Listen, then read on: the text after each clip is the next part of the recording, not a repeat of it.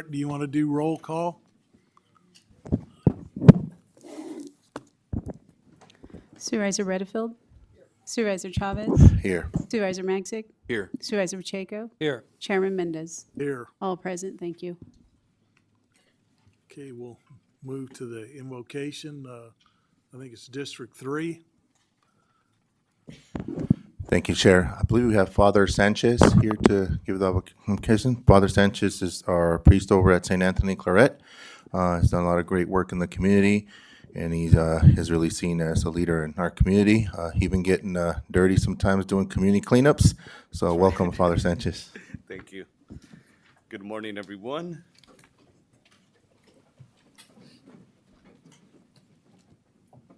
From the book of Leviticus, the Lord said to Moses, "Speak to the whole assembly of the children of Israel and tell them, be holy, for I, the Lord your God, am holy.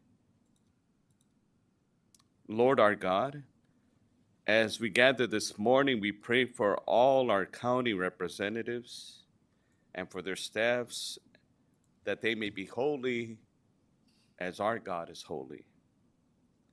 Give them great wisdom to make the best decisions for our people, especially for those who are most vulnerable. Lord, give them the strength and energy to work together and accomplish all that they set before themselves. We give you thanks for them and for their service, and continue to hold them in our prayers. Amen."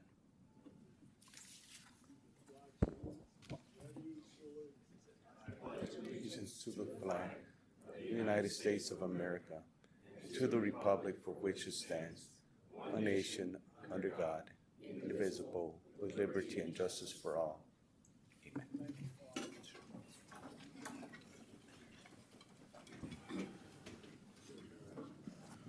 Okay, agendas are in the back of the table for anyone wanting to follow along. We'll move to item 1. Item number 1, approve agenda. Got a motion and a second. All in favor, so we're saying aye? Aye. Any opposed? Hearing none, the motion carries. We now move to consent items, approve consent agenda, item numbers 24 through 48. Okay, is there any board member that wants to pull an item off consent?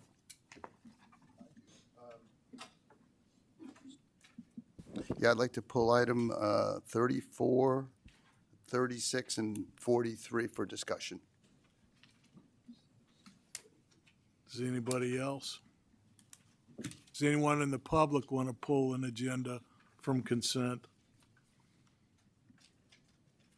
Okay, hearing none, I'll take a motion for the remainder. Second. Get a motion and a second. All in favor, so we're saying aye? Aye. Any opposed? Hearing none, the motion carries. So we'll have to do it after the, Follow item number 7, if that's okay with you, Mr. Chairman, members of the board. Yeah. Consent items. okay. We'll now move to item number 3 under Board of Supervisors, presentation of retirement plaque to Edward Marino, Department of Behavioral Health, 25 years of service. Yes. There she is.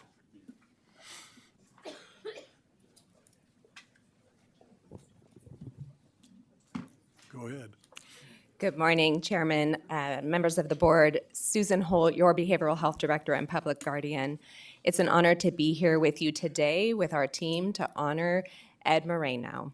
Bai Hungvinkam, the division manager to whom Ed reported, will speak on his behalf, but I would like to just briefly comment that if you want to award someone something for the kindest county employee, it would have been Ed Moreno. Ed has the type of character that he always wants to put the other person first.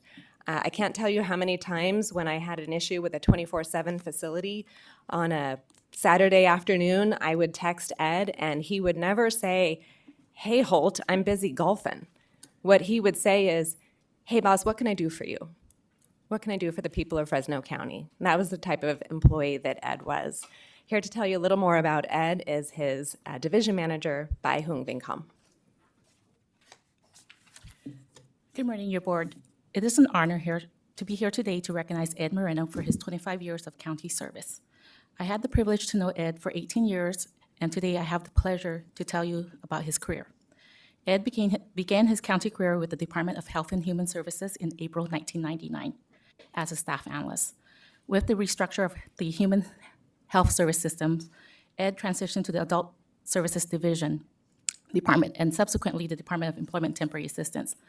As an analyst, Ed managed administrative and services contracts, supported program services and facilities.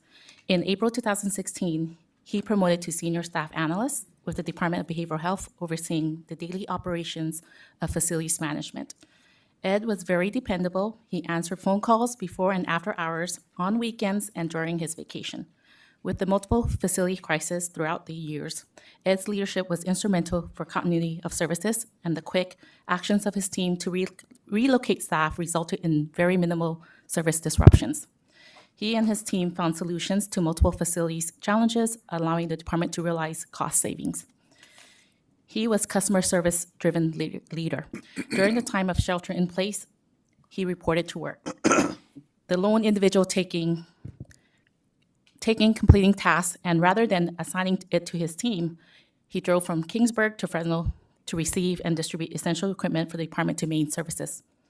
With his many years of facilities experience, he has supported infrastructure projects for the Health and Wellness Center, the Olive Building, and the 24/7 facilities, such as the Adult and Youth Psychiatric Health Facilities and the Crisis Stabilization Unit, and the Crisis Residential Treatment Facility. He retired in November 2024. We miss Ed's outgoing personality, his sense of attire.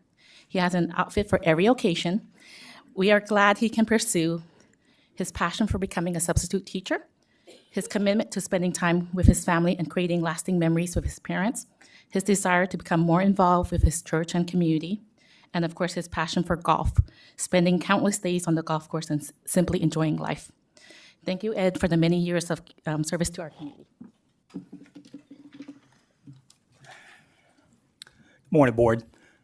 Just want to say thank you for the opportunity to serve the County of Fresno for the past 25 years. It's been a fun ride, but I know I wouldn't have made it to retirement without the support of many great coworkers, some who are here in the room now, watching on video. Those coworkers have become lifelong friends. I will continue to meet and greet with them and do outside activities.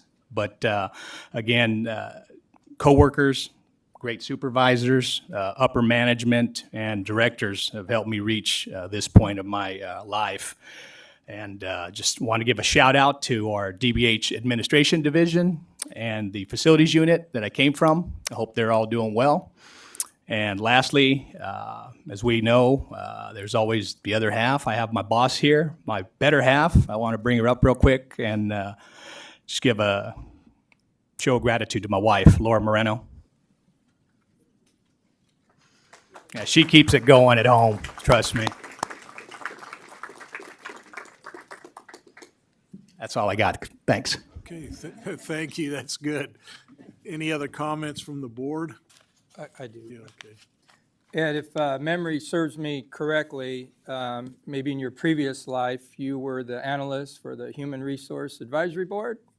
Yes, sir. that I right? remember. Before I you remember when moved you up joined. Yes. Bureau of Yes. Health? Yeah, Yep. well, my predecessor, Supervisor Larson, asked me to be on that committee, and I believe that was 20-some years ago.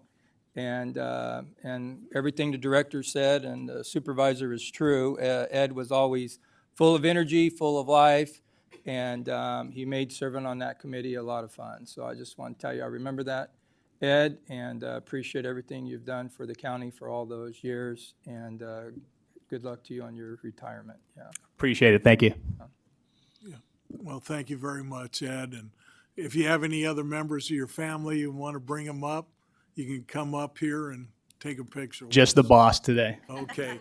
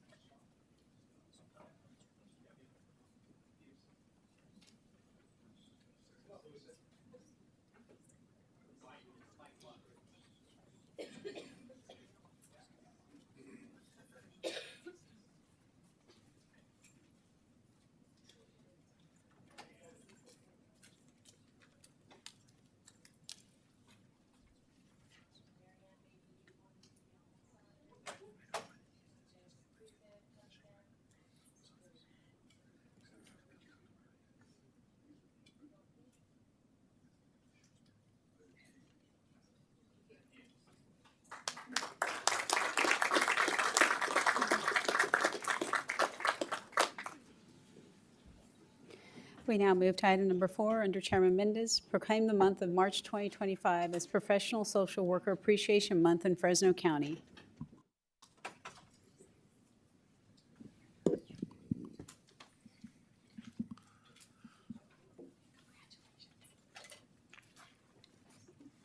Okay, the floor is all yours here. Good morning, Chairman, members of the board. Sonia Bugay, Department of Social Services Director. And with me is quite a team of social workers and former social workers and deputies from the department. So I'd like to introduce Kim Smith, Maria Rodriguez Lopez, and our manager, Camille. And I'm trying to figure out which one of my social workers are still here. So we have our social work supervisor, Eunice Curel, and our social workers, Christina Stroga, Yolanda Reyes, Lucy Perez, Vincent Cortez, and Duana Jones. And these social workers represent multiple programs and social services, child welfare, adult protective services, in-home supportive services, and CalLearn. So with that, I'm going to hand it over for them to share with you a little bit about our social work proclamation. Thank you for sponsoring it. I'm honored that and respect that our social workers do a significant amount of work in our department and appreciate your sponsoring this proclamation. So with that, I'm going to hand it over to Maria and Kim to give you a little bit about the proclamation. Good morning, Board. Maria Rodriguez Lopez, Deputy Director. Today I have the privilege of sharing a brief description of the responsibilities our social workers are charged with. In 2024, our child welfare social workers received 15,997 calls and reports, responded to 6,461 emergency referrals, and supported 2,159 children in either a voluntary or court-involved service component. The CalLearn program social workers conducted more than 1,000 visits, helping 20 teens earn their high school diploma or GED. Our adult service social workers received approximately 6,000 calls and conducted investigations on over 3,000 referrals of abuse, neglect, or financial exploitation of our elderly and dependent adult population. Additionally, in-home supportive services enabled over 28,000 individuals to maintain independence and dignity while living in their homes. Social workers play a vital role in supporting and advocating the vulnerable individuals and families while driving meaningful change in our community. This year's Social Worker Appreciation theme, Compassion plus Action, reflects the dedication and the impact of their work. Let's hear from some of our social workers as they share what inspired them to join the profession and their experiences in working within our community. Here's a short little video.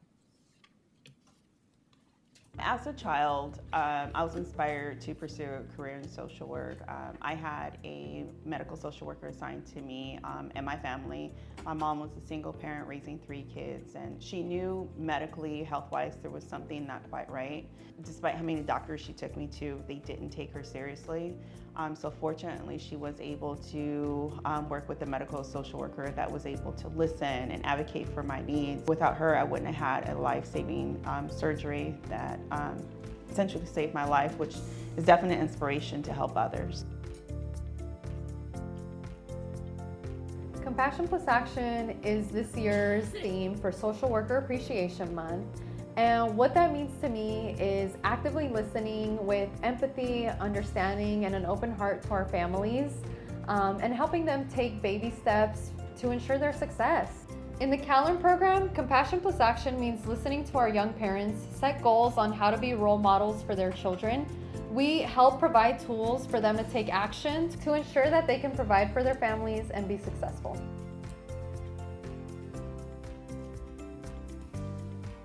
I saw an impact on what I do when I helped an elderly person paying a PG&E bill that was $5,500. She had been scammed, so I saw the distress and I called many resources. I finally found a resource and they paid it in full.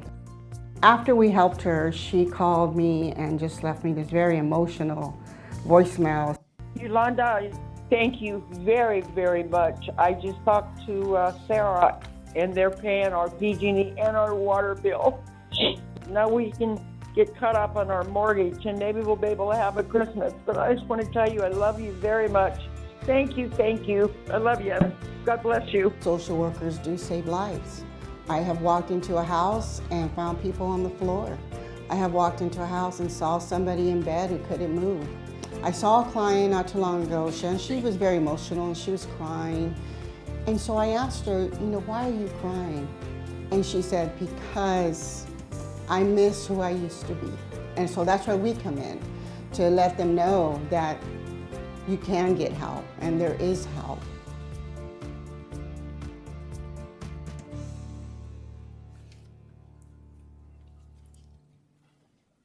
I want to thank you one more time for recognizing social workers. These guys do different job every single day. It's probably one of the hardest work in our department because it's not defined. And they're working with some of the hardest to serve population in our county. So really proud of this team and the team they represent, because they represent 459 social workers there in our department and a number of others that work throughout the county. So thank you for this recognition. And here's our team representing a small part of DSS. Okay, any comments from the board? Yeah, thank you, Mr. Chair. Just want to publicly thank our social workers for the great work. I've gotten a chance to work with a lot of you professionally. I sit on the Foster Youth Oversight Committee, so I've seen a lot of your professionalism and, more than anything, your commitment. I think that was a great example of what you do on a daily basis. You really do serve the underserved in our community. I think we had a statistic that says that more than half of the residents of Fresno County receive some sort of service from our folks here at the DSS and other various departments. I will be giving a little quick update to our board on the Foster Youth Oversight Committee, but I did want to just publicly thank you for the work that you do every single day. And I think that was a great example of how we're making a difference in people's lives. So thank you. Okay, any other comments from the board? Is there any public comment on this item? Hearing none, I'll bring it back to the board. Actually, we do have here someone that would like to make a comment. Hello, my name is Zoe Garza, and I am 16 years old. I had my daughter Analia when I was 13 years old and in the 7th grade. I have been in the CalLearn program for 3 years, and my social worker, Erin Marquez, has helped me accomplish my goals. She has helped me with making sure I am on track with school, and also helping me stay motivated to keep going no matter how impossible some situations may seem.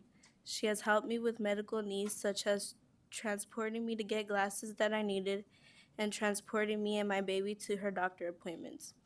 She has also given me support with getting my first job with IHSS. I am now a sophomore at Farber Educational Center, and I am doing more than enough credits to graduate a year early. After I graduate, I want to be an ultrasound tech or registered nurse. There have been so many ways that CalLearn has helped me to be able to be in the position I am right now. CalLearn plays a big role in my success, and I am glad that 13-year-old teen mom me was referred to the program. Thank you. Thank you.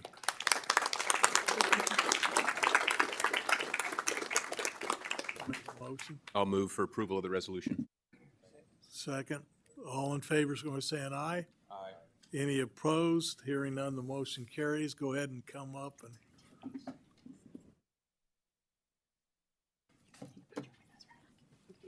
You can put your papers right here if you want.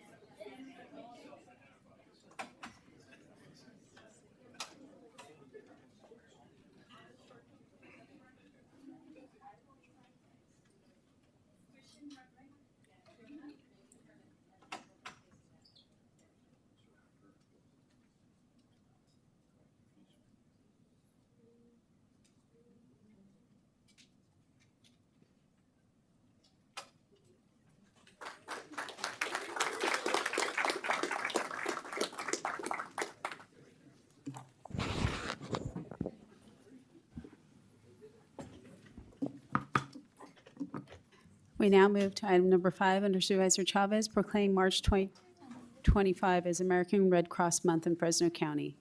Okay, the floor is yours.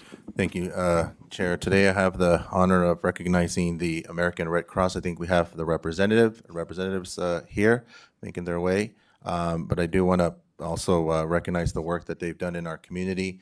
I think anytime we've seen a natural disaster or a crisis or a tragedy in our community, they've always been at the forefront presenting folks with resources, with shelter, with food, but more than anything that I've seen is the comfort that you provide to people in distress. So with that, floor is yours. Want to say a few words and then we recognize. Hi, gentlemen. I'm Lori Wilson. I'm the Executive Director for the Central Valley Chapter, but I'm going to let our lovely board member Jordan Scott talk to you this year because you guys hear from me all the time. I think several of you have heard enough from me in the past anyway. Chairman, Supervisors, great to see you again. Thank you so much once again for issuing this proclamation, proclaiming March as Red Cross Month. To lift up the Red Cross is to lift up the mission behind that organization to alleviate human suffering in the face of disaster. And it's a mission that around the country, around the world, has been taking place for since the Civil War. It's one of the longest running nonprofit disaster relief organizations that's in existence. And we are proud to support that work. But that mission is only accomplished through the efforts of our volunteers. We have a 90% volunteer workforce that delivers care and comfort every single day.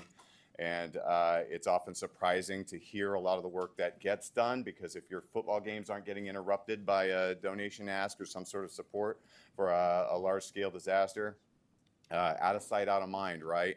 But 24 hours a day, 7 days a week, 365 days a year, volunteers are working to either prepare for disasters, prepare for communities for disasters and how to respond, or deploying and physically taking action, whether they're leaving the comfort of their bedrooms, their homes, their families to deploy across the country, or responding every single day here in our own backyard to home fires or whatever the needs may be. We're taking proactive approaches, identifying vulnerable communities, helping to install smoke detectors, replace batteries, just making communities safer. And I know recently you recognized some human resources employees, family members for the county who I happen to know, and for saving a life through CPR, and I couldn't have been prouder of that. I don't know if they took Red Cross training for that, but that's part of what Red Cross Month is about. Raise awareness to the work of volunteers and how people can get involved, actively engaged in supporting their community, whether it's becoming a volunteer to respond to these types of emergencies, support their community, making a donation to support the work of those volunteers, or training and equipping themselves to respond to some sort of an emergency situation. Maybe you hope never to use CPR first aid training, but having it and having that knowledge is a great comfort to not only yourself, but to those around you, obviously, who get impacted by something like this. So we're just really thankful that you lift up the work of the Red Cross that we're doing, because that is lifting up the work of our volunteers who dedicate a large chunk of their lives and sacrifice a lot of time with their families, friends, and community just to give back. So thank you for this recognition once again, and appreciate your support as always. He does it much better than me. Mr. Chair, do you want to entertain a motion? I'll make the motion. Motion. Second. Mr. All in Chairman, favor, do go you wish say an aye. to go out to the public? Well, does anybody in the public want to make a comment on this? Thank you. Got a motion and a second. All in favor, go say an aye. Aye. Any opposed? Hearing none, the motion carries. Go ahead and come up.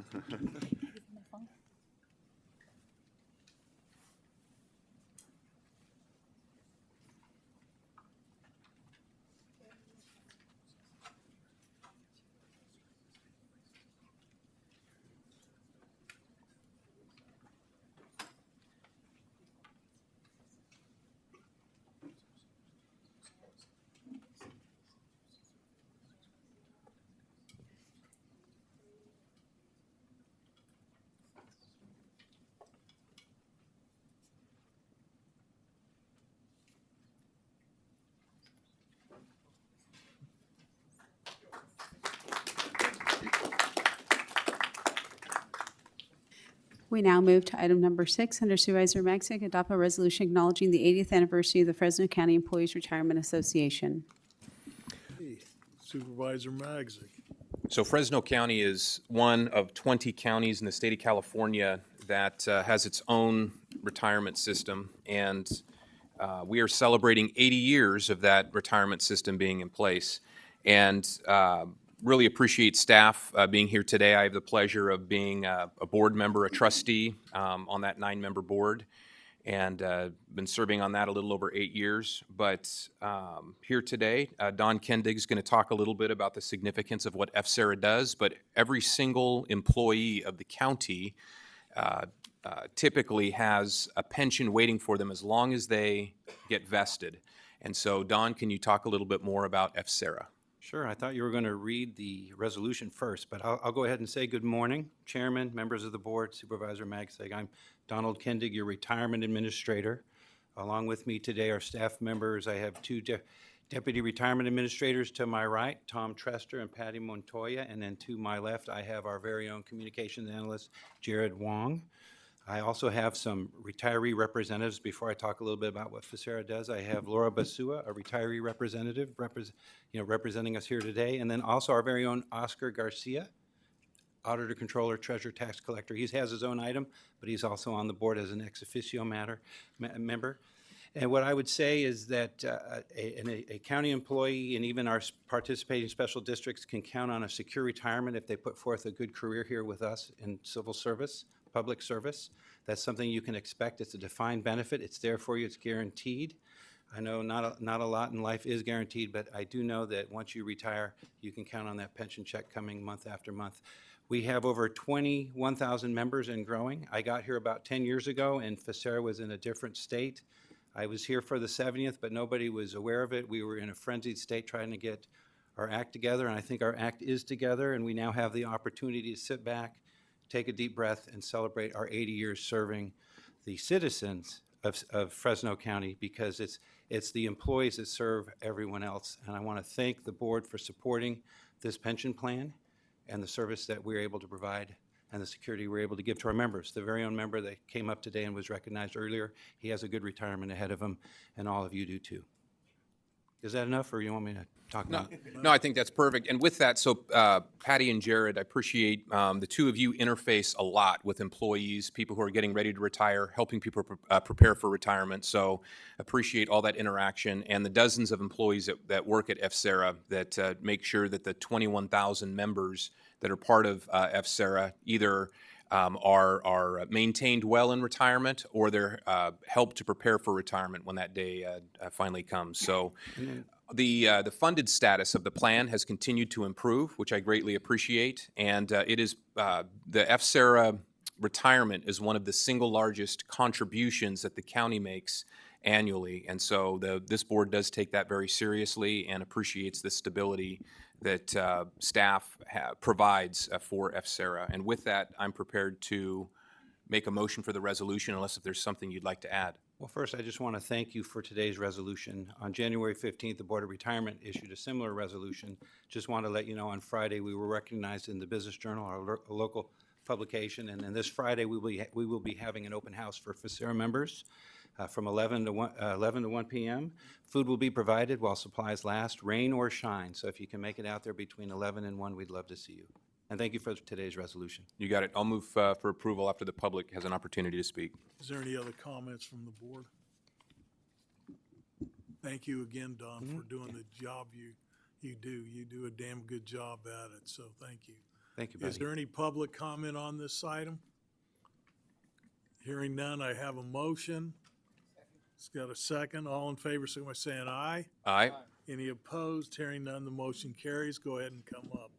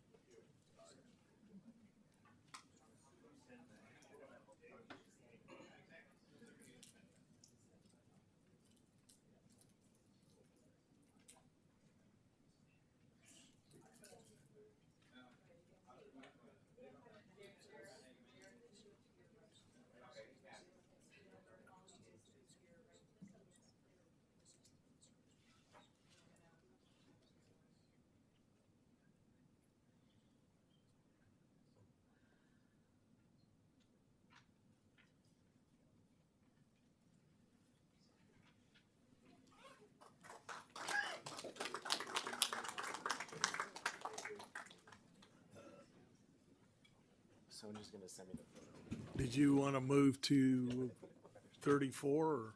Would you like us to take up Yeah. consent items now?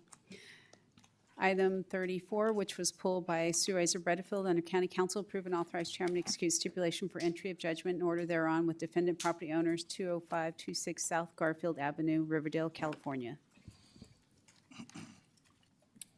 Yes. Do you want to say anything about it, or do you want me to just ask a question? Senior Deputy County Counsel Kyle Roberson, here to answer any questions Okay. the board may have. Supervisor. So this is a property, I guess, that was having all kinds of abatement issues with bringing basically turned into a dumping site, correct? Correct. And you had Cal Recycle eventually clean it up. Yes. Who paid for Cal Recycle? Cal Recycle use their own funds. They have a program for illegal dump site abatement that is paid with state funds. So those were the primary source of those funds. The county contributed some monies. We provided $120,000 to offset their dump fees at the American Avenue landfill. Those were used out of the American Disposal Site Trust account. And that was done as a way of, cooperating and contributing some efforts with Cal Recycle, so it wasn't just state monies. The county also installed K-rails along the Garfield to prevent vehicles from continuing to dump. That was another sort of obligation the state was looking from the county to show good faith, to show cooperation. Those K-rails, though, at the conclusion of this lawsuit, will be pulled and returned to Public Works for their use, however they want to use them in the county. But why weren't the people who were committing all these violations, why didn't they pay for it? The state has, through Cal Recycle, they have a program where they can bring an independent action through the Attorney General's office. To your specific question as to like the county, this matter arose right at the inception of our administrative abatement ordinance. So those procedures really weren't finalized yet to go after that dump site and go through cost recovery through the county's process.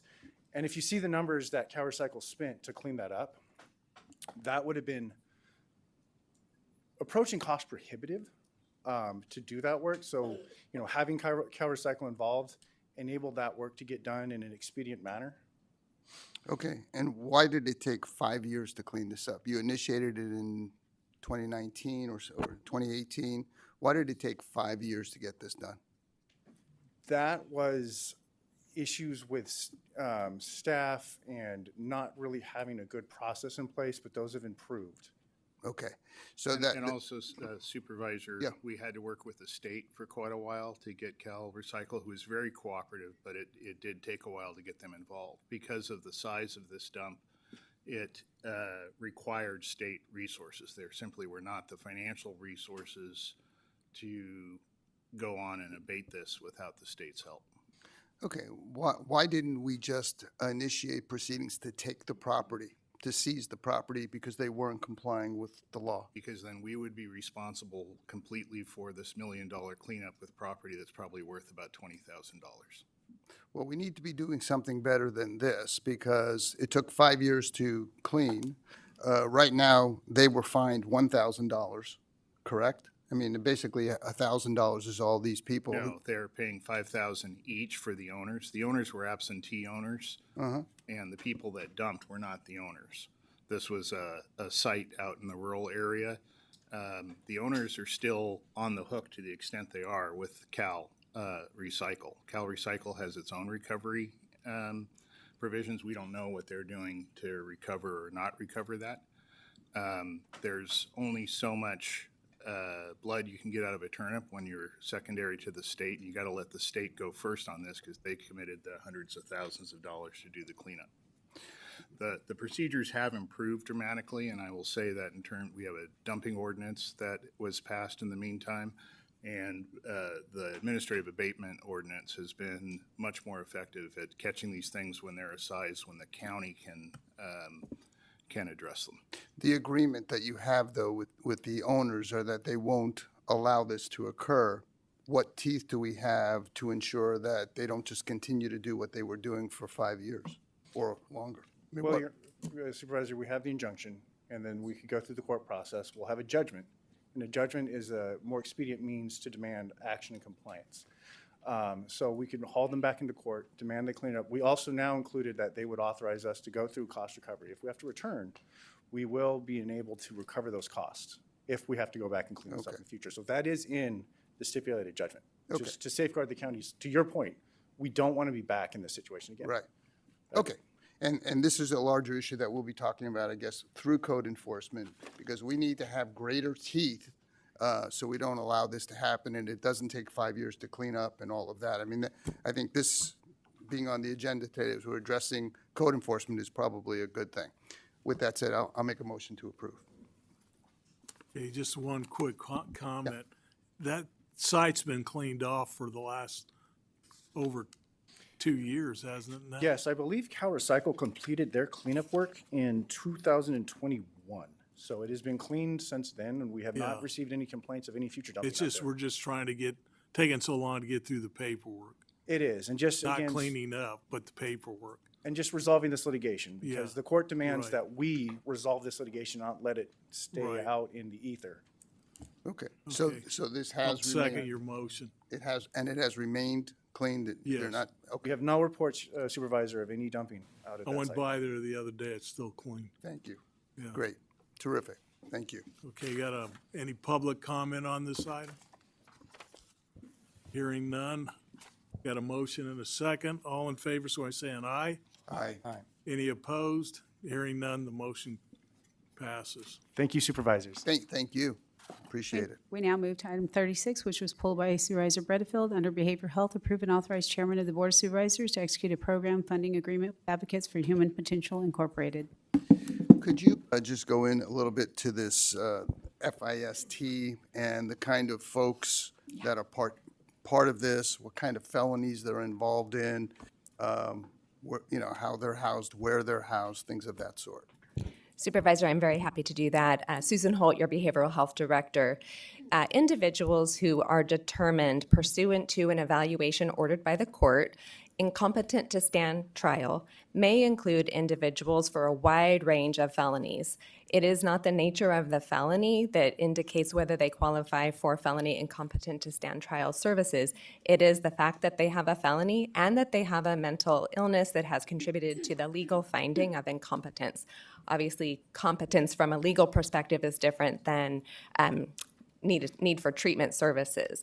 But the state of California had a crisis in the Department of State hospitals whereby statewide individuals who were found incompetent to stand trial were sent to the state hospital at rapidly exceeding rates, exceeding past practices, which overwhelmed the state hospital system. Because of that crisis, numerous activities have ensued, including a new growth cap penalties. So there was a baseline established, unfortunately, during COVID, where counties have a baseline of individuals found incompetent to stand trial who were sent to the state hospitals. And if you exceed that growth cap moving forward, counties will be penalized. Department of Behavioral Health doesn't control those findings. We don't have any jurisdiction over those findings, but the penalty comes to the county. So we are highly motivated to take measures to reduce the impacts of that penalty and also to provide services upstream because we know that's affected. So individuals can have a range of mental health conditions. The types of facilities that this funding agreement would allow us to develop, obviously we would be returning to your board for any associated agreements, could include locked or unlocked settings such as a mental health rehabilitation center, supportive housing, and numerous other settings. Our department, should your board approve the funding agreement, which is a result of the board-approved application process. So we saw board approval in September and received board approval to apply for the funding. We would return with agreements for any acquisition of property or any agreement with any property owner to utilize the capital funds to develop the type of housing or residential treatments that would be provided. Thank you. That explains a lot. So there's a cap, and as a result of the cap, then you've got to house them outside of a hospital. To be, yes, and to be more specific, if we don't find more community-based options, then we will continue to exceed the growth cap and the county will incur penalties. the rate of incompetent to stand trial findings is exceeding that growth cap. So we are highly motivated to develop community-based restoration treatment options in order to keep individuals at the local level, meet their restoration needs, and also avoid the penalty. How do we ensure the safety of the community when we're taking people who should be in a hospital locked setting, putting them into the community? How are we ensuring the safety of the community with people who are incompetent to stand trial, have felonies? I imagine felonies from every kind of charge, correct? Correct. And we would utilize our partnerships with the district attorney, the public defender, and Superior Court to make those determinations about what is the safest and most legally prudent path for individuals who are under the court's jurisdiction. And then depending on the type of facility, based on the individual's unique needs, we may pursue a mental health rehabilitation center, which has a delayed egress. All of the types of facilities would have wraparound services supports.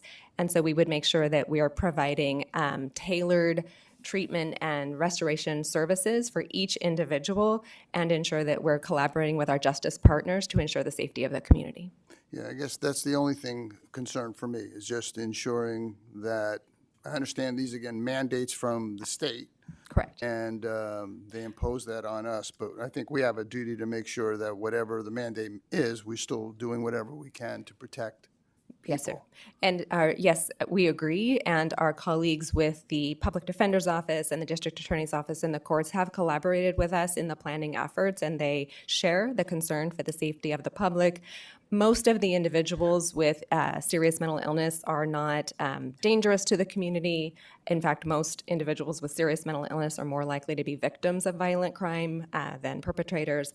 Yet we do understand that there is a small subset of the population who may have serious felony charges, which could be of concern. So we share the concern, and we would certainly take measures to ensure collaboration with our justice partners for safety of the public. Okay. Have there been any incidents where they were not in the hospital, they were put in another setting and they left, committed other crimes? Not to my awareness. Okay, I appreciate it. Thank you. Thank I'll you. make a motion to. Okay, is there any public comment on this? Hearing none, you did make a motion, right, Yes. Gary? We got a second. All in favor, so we're saying aye? Aye. Any opposed? Hearing none, the motion carried. Thank you. Move to 46. We now move to item 43 under Public Works and Planning, pulled by Supervisor Butterfield. Make findings required under Section 66001 and 66015.5 of Government Code for enactment of development fees requested by Fresno County Metropolitan Flood Control District. Thank you. I went through the item and a lot of material. Question, though, was the new fee, what would that be for most households? I mean, I saw all these different fees, thousands of dollars. Is there a breakdown of what this is actually going to cost a household? There is. Actually, Supervisor Bretta Felton Board, Steve White, Public Works and Planning Director. The logistics of each one of the drainage basins is broken down in the fee subset. We've been, the last couple of years, providing the city, our county council's office with a detailed breakdown.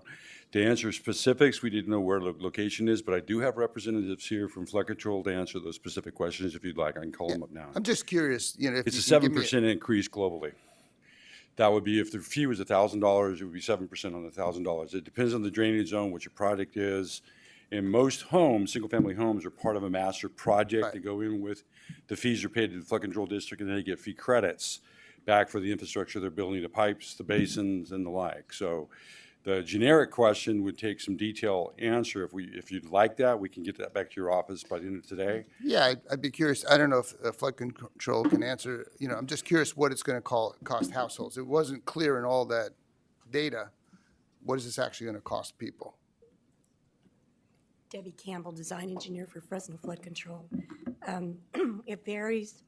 In the core of the city, downtown Fresno, the facilities are already installed, so the fee rates are a lot less for homes there versus out in Clovis and far west areas where the pipe isn't built yet and cost of living has continually gone up. Those rates for a home are a lot larger.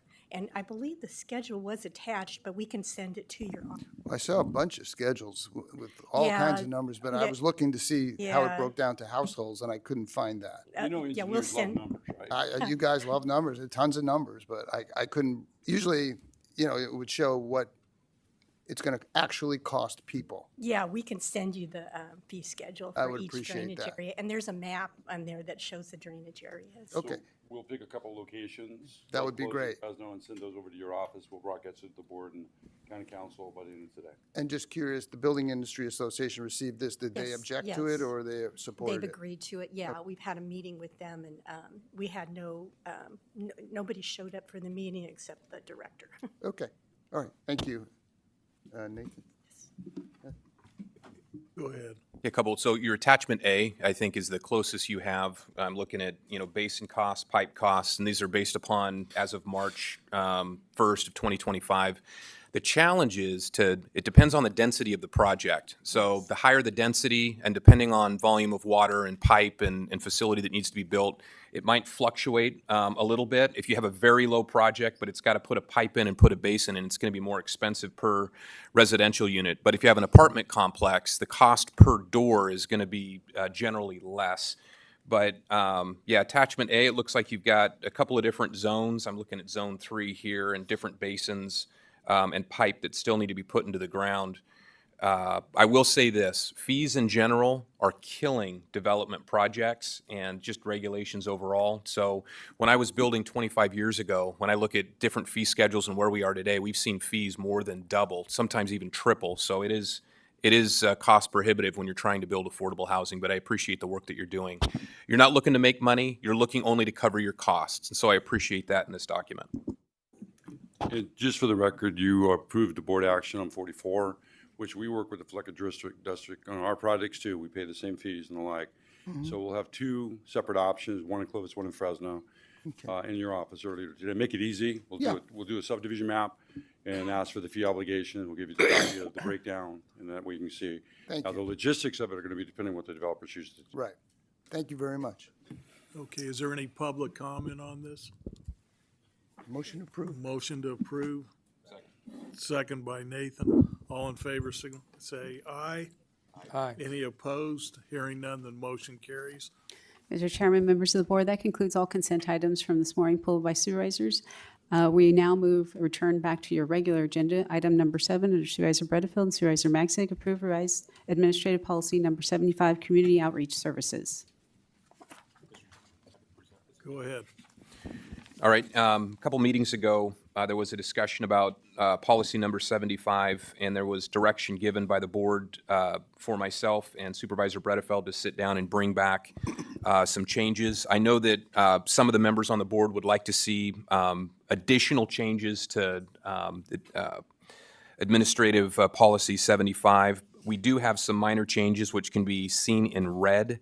I guess the biggest change is this, how we're modifying this policy.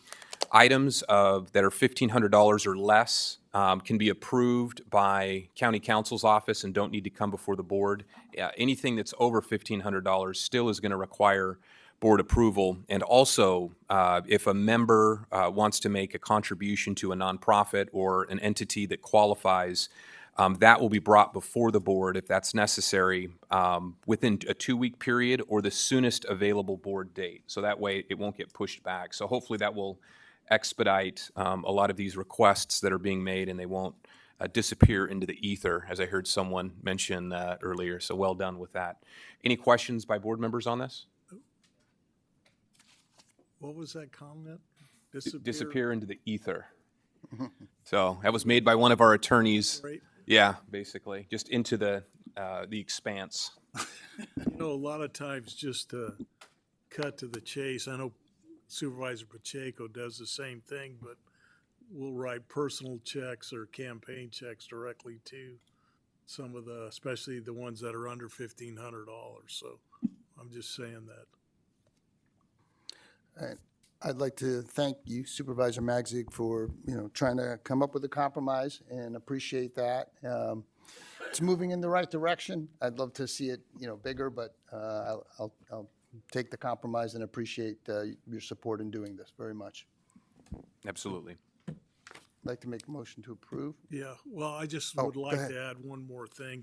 I think if we do this, I think somewhere it needs to be either published or put into the record that was given out of that supervisor's district account.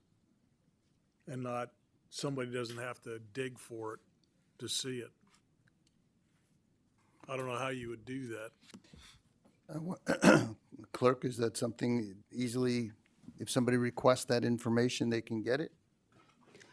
I suspect through a PRA. And we Is could it something probably we- keep a list of it. What's that? We could probably keep a list of the expenditures pretty easily. Yeah, without somebody requesting, having to do it through a PRA, they could just, Well, they wouldn't even have to go. They could just request it from the clerk. okay. We could put on the website, and that way the clerk can just direct people back to the website. If, I got no issue with that. Yeah. Done. Okay. Thank You you. got a motion? Your motion. Is there any public comment on this? Hearing none, I have a motion on the floor. I'll second it. A second. All in favor, so we're saying aye. Aye. Any opposed? Opposed? Nay. Yeah, 3-2. 3-2, Supervisor Yeah. Pacheco and Chairman Mendez voting no. We now move to item number 8. Under the Auditor, Controller, Tax Collector, conduct hearing on proposed rescission of the county's sale of APN number 393-180-40S. Morning, Chairman, members of the board, Oscar Garcia, Auditor, Controller, Treasurer, Tax Collector.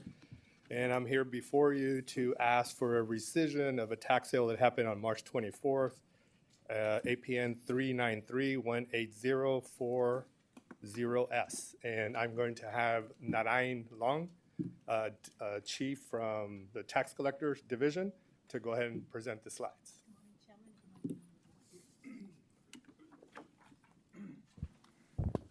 One more time. All right. Good morning, Chairman and member of the board. So I'll start with the presentation. So to start, the petitioner attorney letter and the tax collector discovery. Attorney submitted contest on behalf of Diamond Estate on September 12, 2024. During the reviewing of the letter from the petitioner, the tax collector found an error in the legal description provided by the assessor's office. There are two legal descriptions, one belonging to the parcel number that is subject to the tax collector power to sell.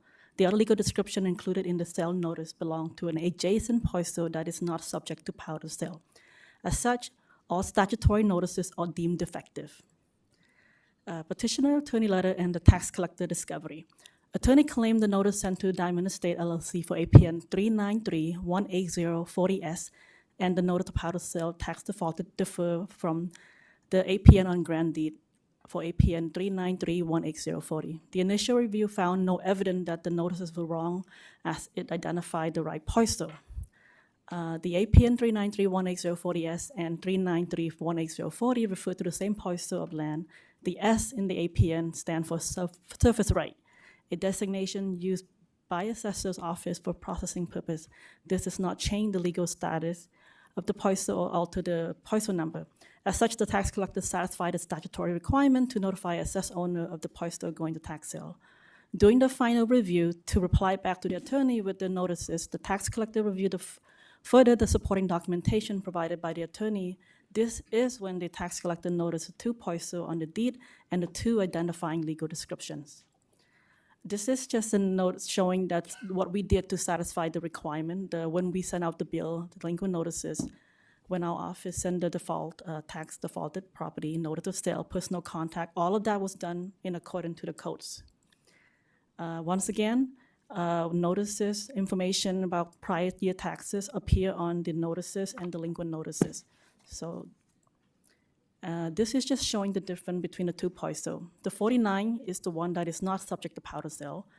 It was defaulted at the same time, but the taxpayer started a payment plan on May 20th, 2020. Taxpayer completed the payment plan on February 5th, 2021. The delinquency taxes have been redeemed. Taxpayer has consistently maintained their current secure tax bill since 2020-21 fiscal. And for the 40S, that is the one that was sold, that is subject to the power to sale. It was defaulted at the same time, June 30th, 2017. No payment plan initiated by the taxpayer. Taxpayer has not paid the annual secure tax bill since 2016 tax fiscal year. APN and legal description, which govern. This is so the following slide 8 through 15, will provide the different places where the legal description appear. In Fresno County, every recorded document must include the APN. But the APN is used only for administrative and procedural purposes. It is not proof of title to real property. If there is a conflict in the document between the APN and legal description of the property, then the legal description governs. As you can see, that's the 40, that's the 40, and that's the 49. This is the one that is not subject to the powder sale, but its legal description was included with the 40. Here is the grant deed. This was the grant deed that caught our attention. The 49, the 40, the legal description of parcel 1, and the legal description of parcel 2. This is the notice of powder sale. Even though we only listed one parcel 40S, what matters here is the legal description. It included parcel 1 and parcel 2. And parcel 2 is the 49S. And this is our auction website, real auction. Once again, the legal description includes parcel 1 and parcel 2. And when we recorded the tax deed to the purchaser, once again, even though we only listed the APN to identify, the legal description included parcel 1 and parcel 2. So the legal description is what governs over APN. As presented on the previous slide 8 and to number 15, both the notice of powder sale and the tax collector deed after sale listed APN 393-18040S, which was correct for subject property. Both documents had legal description that erroneously included both subject property and the adjacent parcel. The grant deed granted ownership to the purchaser the adjacent property that is not subject to the powder sale. The 4 findings necessary to rescind. 1, the property should not have been sold. 2, property was not transferred or conveyed by the purchaser to a bona fide purchaser for value, since deed to the purchaser was recorded on April 29, 2024. Property has not become subject to a bona fide encumbrance for value, since the deed to the purchaser as recorded on April 29, 2024. The purchaser received notice of the hearing as required by Revenue and Taxation Code Section 3731, Subdivision B2. Recommendation. Staff believes that all 4 findings can be made. Staff believes that the sale of the property is not valid. Staff recommendation to rescind the sale. And the assessor recorder is here to answer any questions on the assessor as to why we received 2 legal descriptions for this particular property. But it's still, there was 2 tax bills though. Well, it was one APN, Right. but 2 legal descriptions, which in court, that's what holds up. Right, because it always goes back to the legal Right, so description. the buyer, in a sense, was buying 2 properties according to our description, when there should have only been 1. 1, okay. Now, has this, going back to the original deal, was there 2 tax bills? There were 2 tax bills, correct. Did They're the based on second the one that wasn't APN. paid get paid? What's that? Did they pay the second one? They paid the 49 that she mentioned. Right. That was the one they made a payment plan and they paid that one. But on the 40, there was no payments made on Right. that. That's why it went power sale. Right. Now, if we rescind the sale, what's going to happen now? So if we rescind the sale, it's going to go back to the original owner, and if they don't pay by next March, it'll go on sale again. Okay. Just the 1 property. But then now they have to pay 6 years worth of, They have to pay the total amount, and that's growing. It should be in excess of 29 now, right? It should. Probably somewhere in the 30-something thousand that they would Okay. have to pay prior to it going. And they have to pay with certified funds. There's no Right. longer a payment plan option. No. So they have to pay the whole thing. in cash. Cash or a With certified cash. check from the bank. Yeah. Any questions? Is there any public comment on I this? believe there is, the purchaser is here, I believe. Okay. We're the original owners of Diamond. You can come up here.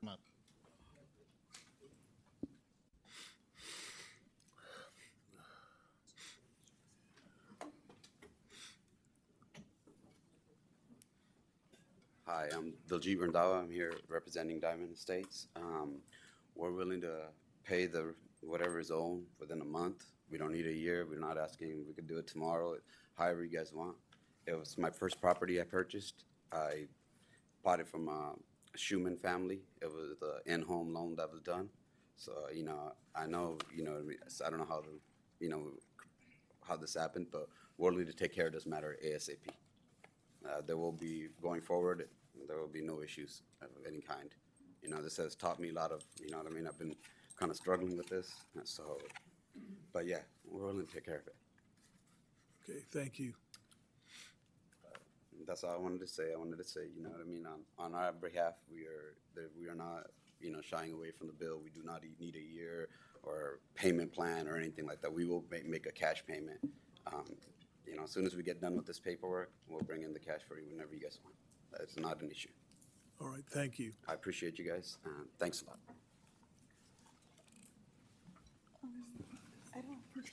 Is there any I other want to see if the public comment? purchaser is here. This is a hearing. Is the so- purchaser here? Okay.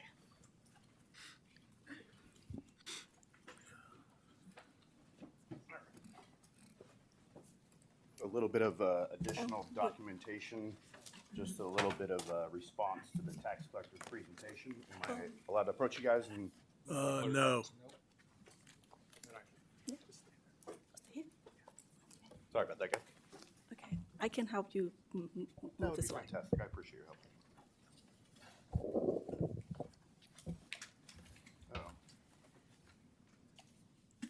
I think I gave you one of the wrong ones. I'm sorry. There should have been 6. One of them was mine. Okay, start talking. If you need one of these back. Yeah, there's one of them that was mine. I'm sorry. You know what? Give him this one back. I'll be good. I apologize. No, you're good.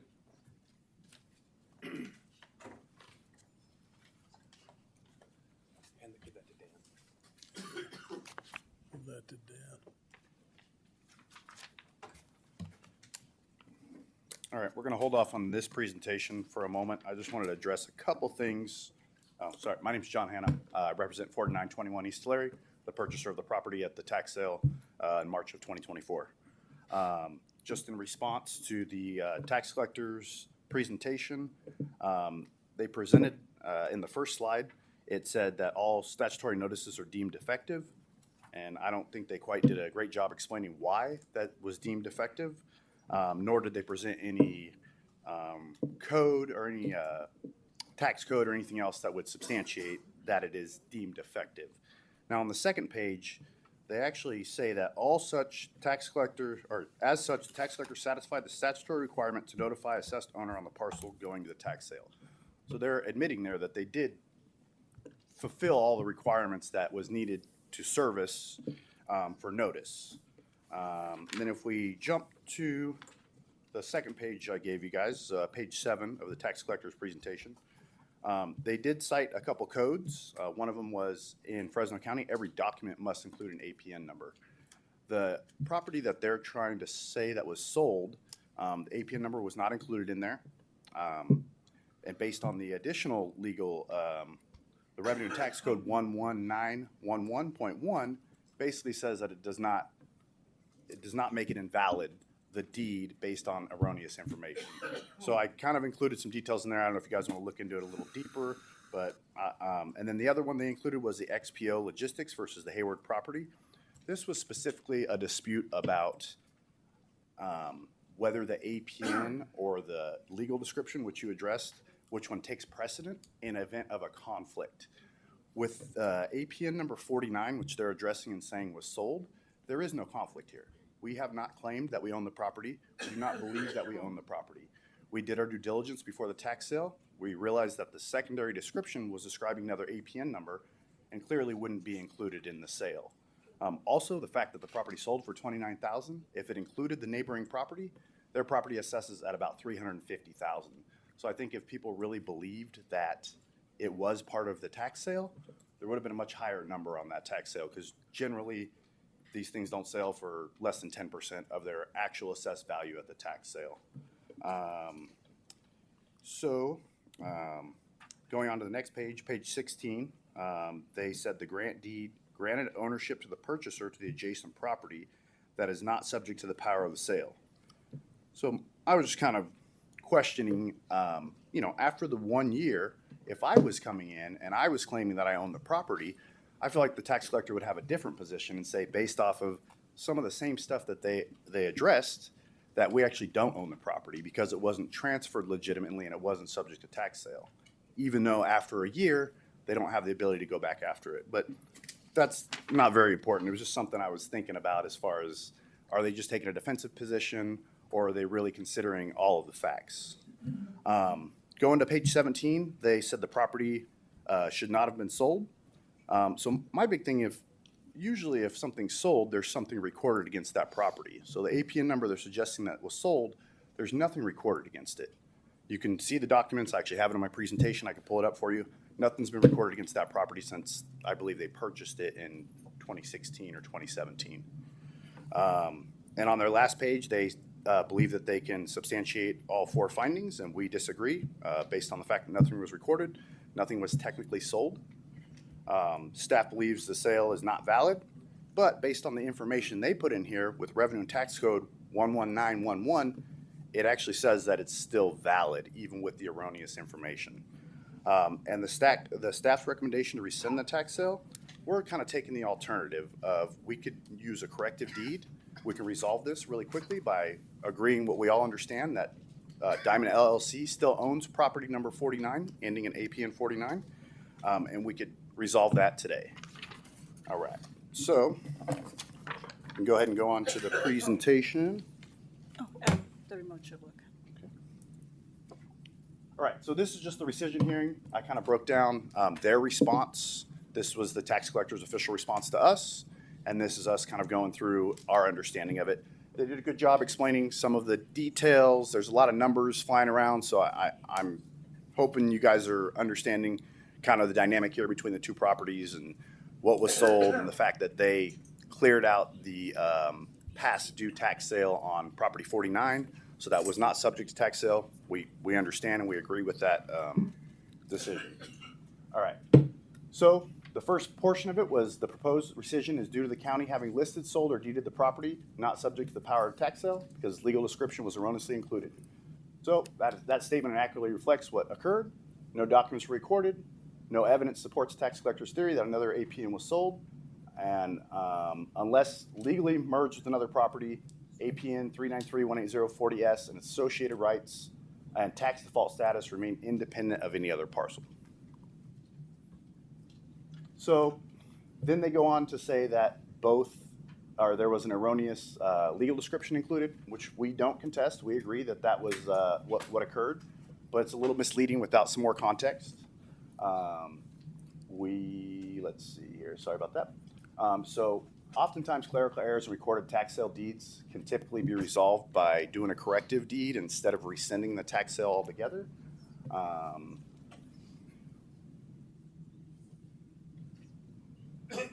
So the other thing we said is that the error we don't believe substantiates or warrants granting the delinquent property or the delinquent party the property back a year after a tax sale. So let's examine the legal description question, which they already kind of addressed. So this is what they're saying, and they admitted that everything statutorily was included in the notice and all of the additional item descriptions that they mentioned. But parcel 2 is erroneously included, and we understand that. This is the map showing what they were suggesting. Both of them were included. We're suggesting that 40S is the one we purchased. 49S was the one erroneously included that we'd like to resolve and take off of the deed. So going over this real quick, just because they covered a lot of it. Basically, 40S was subject to sale. 49 was not. 49 was not mentioned anywhere in the documents. So they did have a parcel 2, a property description, but it does not say it specifically that APN number next to it. Looking at the description, we can kind of understand that it may be describing property 49. So let's jump to the next one here. So this shows, so looking at like different information, different sources, this is the tax bill for 40S. It shows the triangular lot, which is what I showed you guys, the top triangular lot and the bottom smaller square. So that reflects the actual description and the parcel. This is what I mentioned about the recording on 49. There is no recording as far as sales, transactions, transfer of deed, title, anything like that that occurred. The notice of power to sell, the auction website, and the tax collector's deed to purchaser all include descriptions from both parcels. So this, was prior to their presentation being put together. I was basically saying what they were saying, that all of the information is included that needs to be in there. There's just some additional erroneous information. I highlighted the correct information. The bottom area is the erroneous information that we'd like to remove from the title. And we weren't able to correct this problem without assistance from the county. And the tax collector wasn't willing to help us resolve this issue through a corrective deed. So everybody that participated, which is essentially just them in transferring the deed to us, they have to participate in correcting the deed also. So in the California Tax Collectors Reference Manual, Chapter 7000, there's a note. There's not much about property errors in there and how to resolve them or how to deal with them. But this one, there was a note. It's the types of errors that can occur in descriptions are varied and numerous. A good test of a description is to determine whether a reasonable person would understand the description. And if you actually go through and read legal property descriptions, they get pretty in-depth. They start at a point and they describe I'm just how to going get to to a tell point. you, I know how to write them, so don't ask me if I understand. Oh, I'm sure you guys understand them better than the average person. But I think when you look at it, a lot of people see the APN, they read some of the details. If there's any encumbrances or anything on there, and just kind of move forward.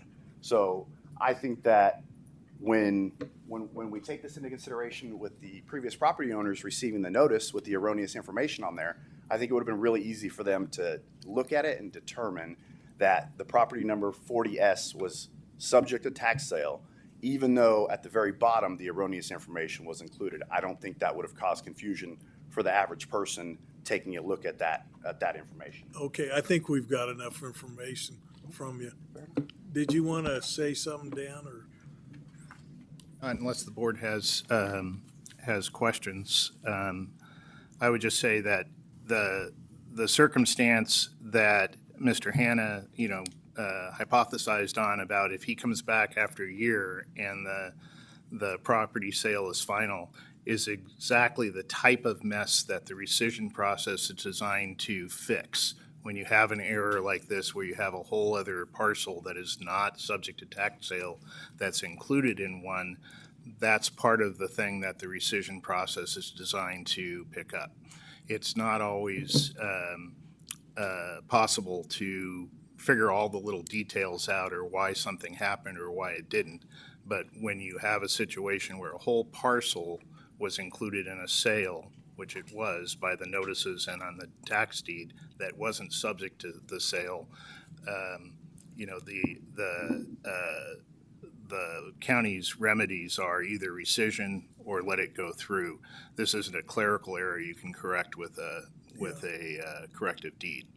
Have you made any improvements on the property?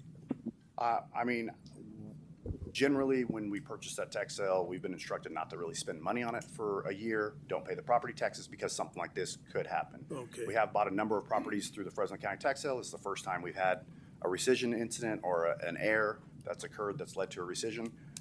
We're just trying to present an alternative way to resolve this with the corrective deed because we don't really believe that they have the rights to reacquire their property. And furthermore, if I got a chance to go a little more through my presentation, we don't intend to sue over the erroneous information. Again, we never claimed that we own the property. We would just like to find a way to piece that off so that we just have the property that we thought we bought at the tax sale. Thank you for clarifying that. Thank you, sir. Okay. Is there any other questions? Yeah, so the error was made on the county's part, correct? By including the APN that wasn't for sale. Essentially, yes. I think there were some description. errors in some of the prior deeds that the county relied upon, in making the notices. And there's no other corrective action that, as he's suggesting, that can be done to move forward with the sale where you change it, other than a rescission? Is that what you're saying? I wouldn't consider editing a deed to take out a whole parcel, which is the majority of the property, clerical corrective deed action as it's anticipated under the tax code. Yeah, so it's not this gentleman's fault that this occurred, but you're saying that the county doesn't have any alternatives other than a rescission. Well, Is if the that what board you're doesn't, saying? if the board can't make the findings, then, the board has to make the factual findings. We as lawyers don't make that for you. If you can't make the findings, then you can refuse to grant the rescission. That will leave a situation where we have this deed confusion that'll have to be resolved somehow. Okay, and how would, That would be essentially between the two parties to deal with a quiet title action or something like that, to deal with the fact of what should have been conveyed or what so if should the not. board doesn't support the rescission, then it goes back to these two folks to And the work it out? purchaser receives their purchase price back with interest. You were going to say something, sir? The commencing party actually has to go through a Board of Supervisors hearing before they can take it to court. Yeah. So the next step for them, if you guys decided to deny the rescission, would be for them to take it to court and let the courts decide who actually is correct regarding whether the property was sold and the details of the actual case itself. That's correct. Any other questions? Any other comments? I'll just give you a couple, just a minute.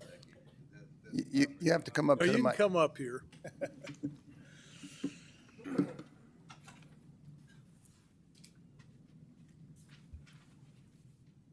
This partial sits between where our trucks come on in and out. He has dropped containers over there. We weren't making a fuss about it because, we were gonna wait we filed paperwork right away to have a hearing, and we weren't, it's not his fault. He's just purchasing what's on the auction, but at the same time, it's dead center of our business of everything. We can't go in and out, we have gates, so we have to let him in, and you know what I'm saying? Our whole land, it's my first. Your one. access to that, Yeah. your parcel is through the other Or parcel. the way our trucks go. So they actually built up property on the city's land, so they have a possessory interest right now on a building that shouldn't be there. But they've been great. Actually, I've talked to Mrs. Singh or Dalgit, I'm sorry, many times. We've worked with them. I haven't prevented anybody at all. My containers are actually on the freeway side of the property. And Okay. they cannot get to the back of their property without me allowing them to do so, and I haven't prevented them from doing business. Okay. I've tried to be very Thank you. fair. Thank you. Thank you, I appreciate it. The only thing I'd say, sir, is I moved there in 2012, and the gentleman who owned it, he had two aldermen that were living there. He said once they passed away, he was gonna sell me the deed. He sold it to me. It was all fenced up as it is. No clue that it's on the on the government property, anything like that. It's Schumann family. They own 40, 50 properties out here, and that's the way they had set it up. So it's news to us, all this stuff. It's all this to us, what's not there. It wasn't, it was all fenced up. I've been there since 12. I bought it in 2016. Before I was a renter. Yeah. And from a renter. Okay, thank you. I appreciate Thank you. it, sir. Dan? I just remind the board that the findings they have to make doesn't include the hardship on the sellers with this. It's a procedural matter. Tax sale law is very cold-blooded. It doesn't, try and assess blame. It's just whether it should have been sold or not, and whether there's grounds for rescission. The individual hardship isn't really a factor other than if there had been a bona fide purchaser for value or something like that would impact what the purchaser has done. Okay. Supervisor Pacheco, did you have? Well, sure, I'll sum it up from my point of view. I think the tax collector very adequately summed up the issue. There are two APN numbers. Most of us regular people view an APN number. We don't get into the weeds on the legal description. However, I believe they clearly demonstrated the legal description is in error. Because of that, it should not have been sold. County council is telling us that we can't do a corrective deed as what you had suggested, because it seems like that would be the easy thing to do, is just remove that legal description out and correct it.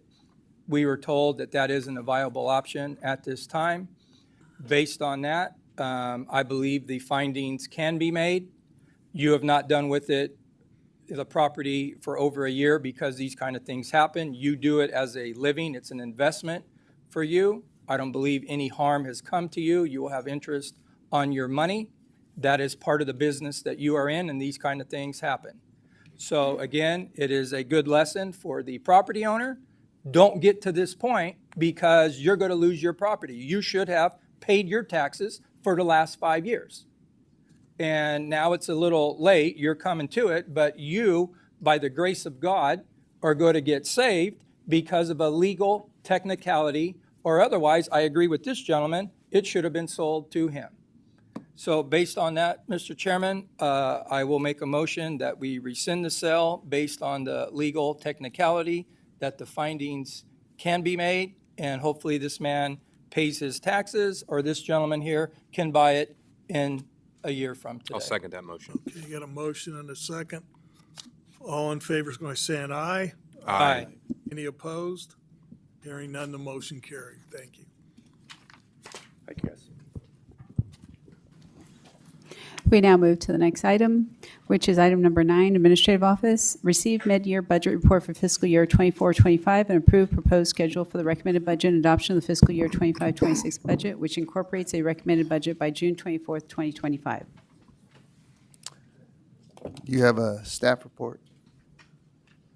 Okay.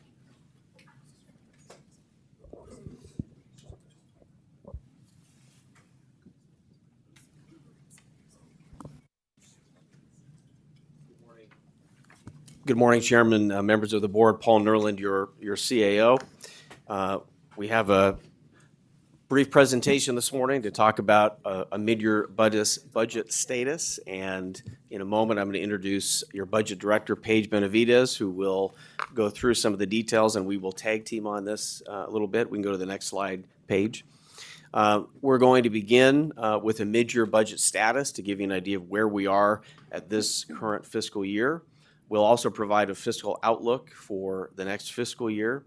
We'll set the dates for the 25-26 recommended budget that would come before your board for approval.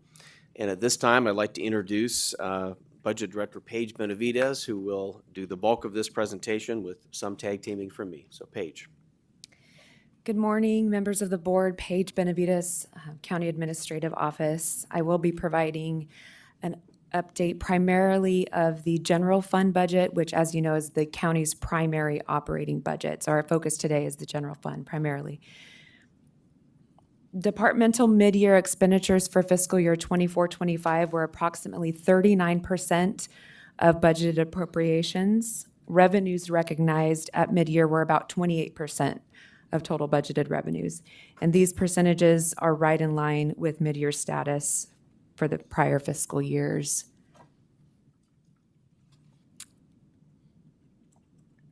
Based on the estimates provided by departments, it is projected that both total actual expenditures and revenues for the fiscal year 24-25 will be approximately 91% of budget.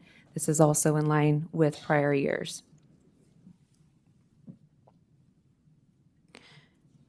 Most general fund departments have indicated that they will be at or below their budgeted net county costs, with the exception of the sheriff's office. They are projected to exceed their NCC primarily due to higher than budgeted overtime and extra help expenditures. We anticipate returning to your board with a year-end adjustment to address the shortfall, likely with appropriations and budget mitigation. This chart illustrates the fiscal year 24-25 adjusted budgeted net county cost by service type versus estimated actual NCC by service type. And as shown with the adjustments that we'll need to make to the sheriff's budget, and assuming no additional usage of budget mitigation, about 64% of total NCC will be used for justice service departments. As we look ahead to fiscal year 25-26, we'll review the status of our major categories of county-wide or discretionary revenues. As shown, over 80% of total countywide revenues is derived from property tax. In the fiscal year 24-25 adopted budget for secured property tax and property tax in lieu of vehicle license fees, which both directly correlate to assessed value, included a 2% increase over the prior year actuals. And we recommend continuing this conservative approach to budgeting discretionary revenues. This slide shows the estimated actual discretionary revenues at the end, as of today, at the end of fiscal year 24-25. And I just want to point out, if we go back to the previous slide, budgeted actuals are estimated to decrease, and they are declining due to various factors. With that, Paul.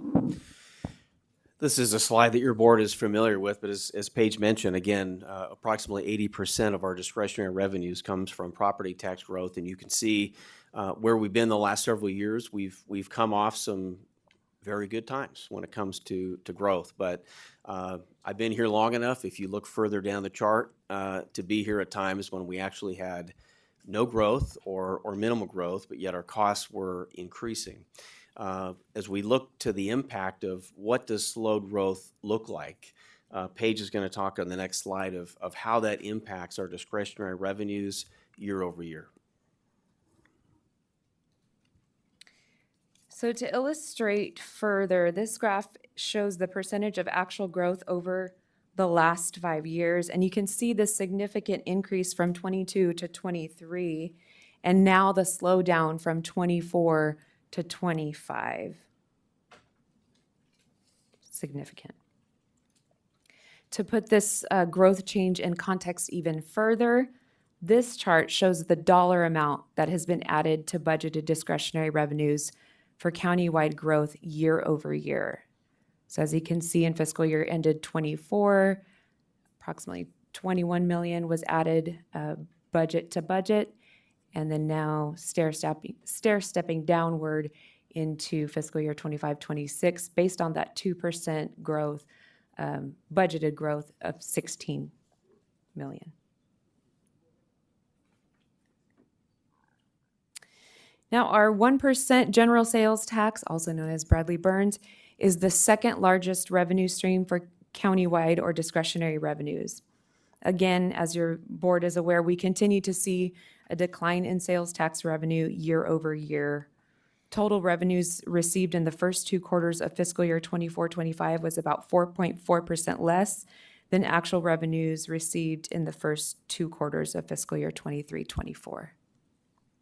It is projected that this trend will continue for the remaining months of fiscal year 24-25, and receipts will remain flat for 25-26.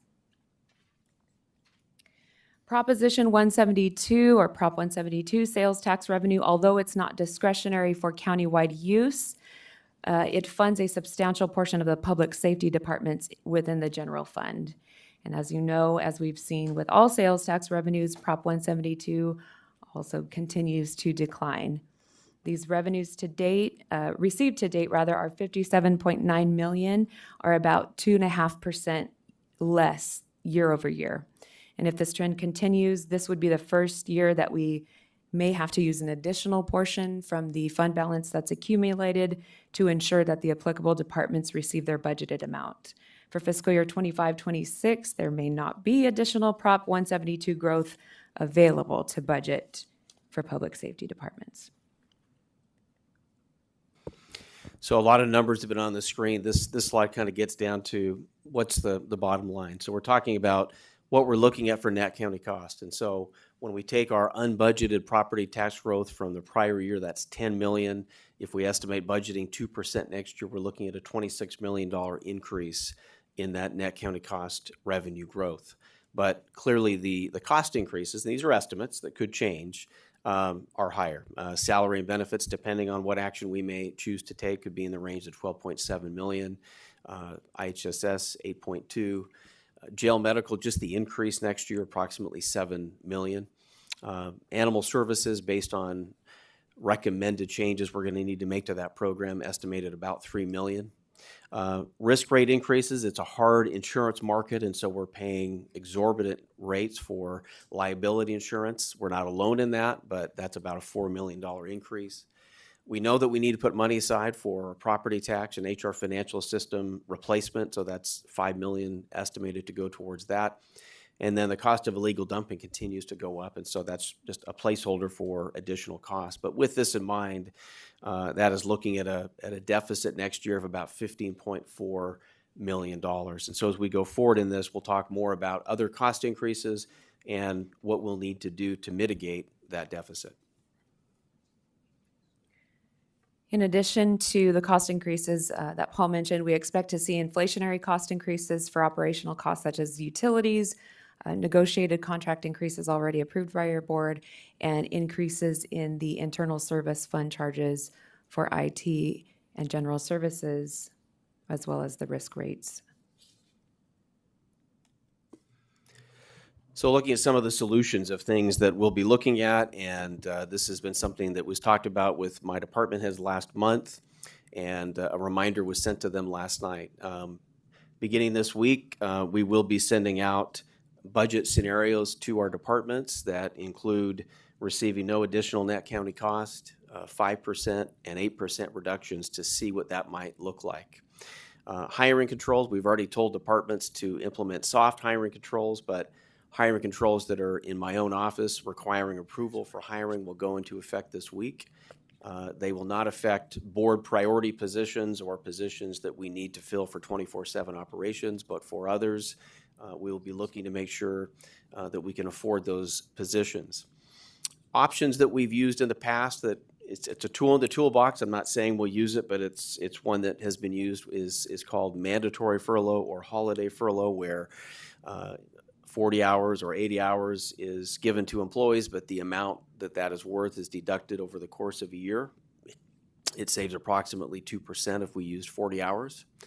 Elimination of non-mandated services. We have a lot of services that we can become more efficient in, but also eliminate if not needed after review. Looking at our overtime in all departments to see what we can do to reduce that. The last few years, we've had a cushion, and we've been fortunate to be able to budget a decent-sized budget mitigation fund, and we're going to use a portion of that this year. We won't be able to budget as much, if any, next year. So these are some of the solutions that will get us through this. On January 10, 2025, Governor Newsom released the fiscal year 25-26 proposed state budget totaling $322.2 billion. The California Legislative Analyst Office, or the LAO, estimates that the governor's budget is roughly balanced, although it includes a $7 billion reserve withdrawal and short-term savings proposal to provide $1.6 billion less in funding for schools and community colleges. But it anticipates deficits in future years. According to the LAO's January 2025 report, the LAO suggested that the legislature avoid putting too much stock in the recent revenue rebound until it's accompanied by clear improvements in California's broader economy.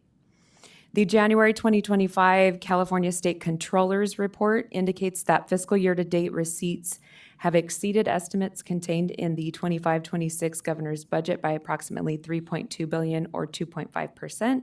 However, adjustments to the governor's budget will likely be necessary to address both the long-term recovery efforts in response to the wildfires in Southern California, as well as potential cuts in the federal budget. Our office, the County Administrative Office, and county departments will continue to closely monitor the state budget situation, including any potential delays in the timing of payments from the state that could impact the general fund or discretionary interest revenue. So normally we spend most of our time talking about the state budget impact, but this year we're spending a lot more focus on what's happening at the federal level, which most in this room are very much aware of. As you probably know, this week the House is introducing a continuing budget resolution that may fund the government through September 30th. We're watching that closely to see what impact that has on the county. A week ago, Supervisor Magsig, Samantha Buck, and myself were in Washington, D.C. We learned a few things about what's happening with the federal budget. And when we talk about the impact to the county, we have about $800 million that is budgeted in federal funds. What's been talked about with the potential Medicaid funding cuts, if they were to happen, are staggering. To put that in perspective, the state Medi-Cal budget is about $161 billion. About $98 billion of that is federally funded. Fresno County's Medi-Cal payments for all services, for all provider types, is $4.3 billion, but $2.7 billion of that is federal reimbursement. Sonia Bouguet has been helpful in looking at just small changes to some of these programs could have massive impacts.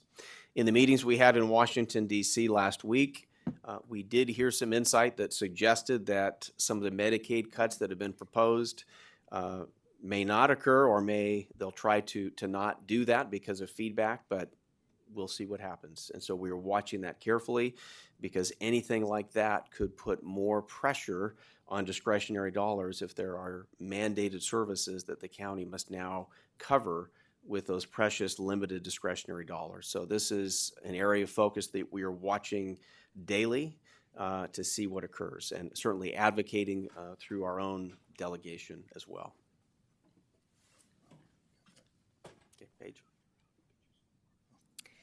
The proposed budget schedule includes bringing the preliminary recommended budget to your board on June 24th, and we will keep your board apprised of important developments, as Paul stated, as both the federal and state budget situation evolves. The preliminary budget your board will adopt in June will provide appropriations for the period of July through September until the final recommended budget is brought to your board. Adopting the budget in September allows the impacts of state and federal budget to be incorporated. It also allows for a more accurate estimate of the fund balance and any carryover that can be applied to this budget. Final budget hearings will be held the week of September 15th, 2025.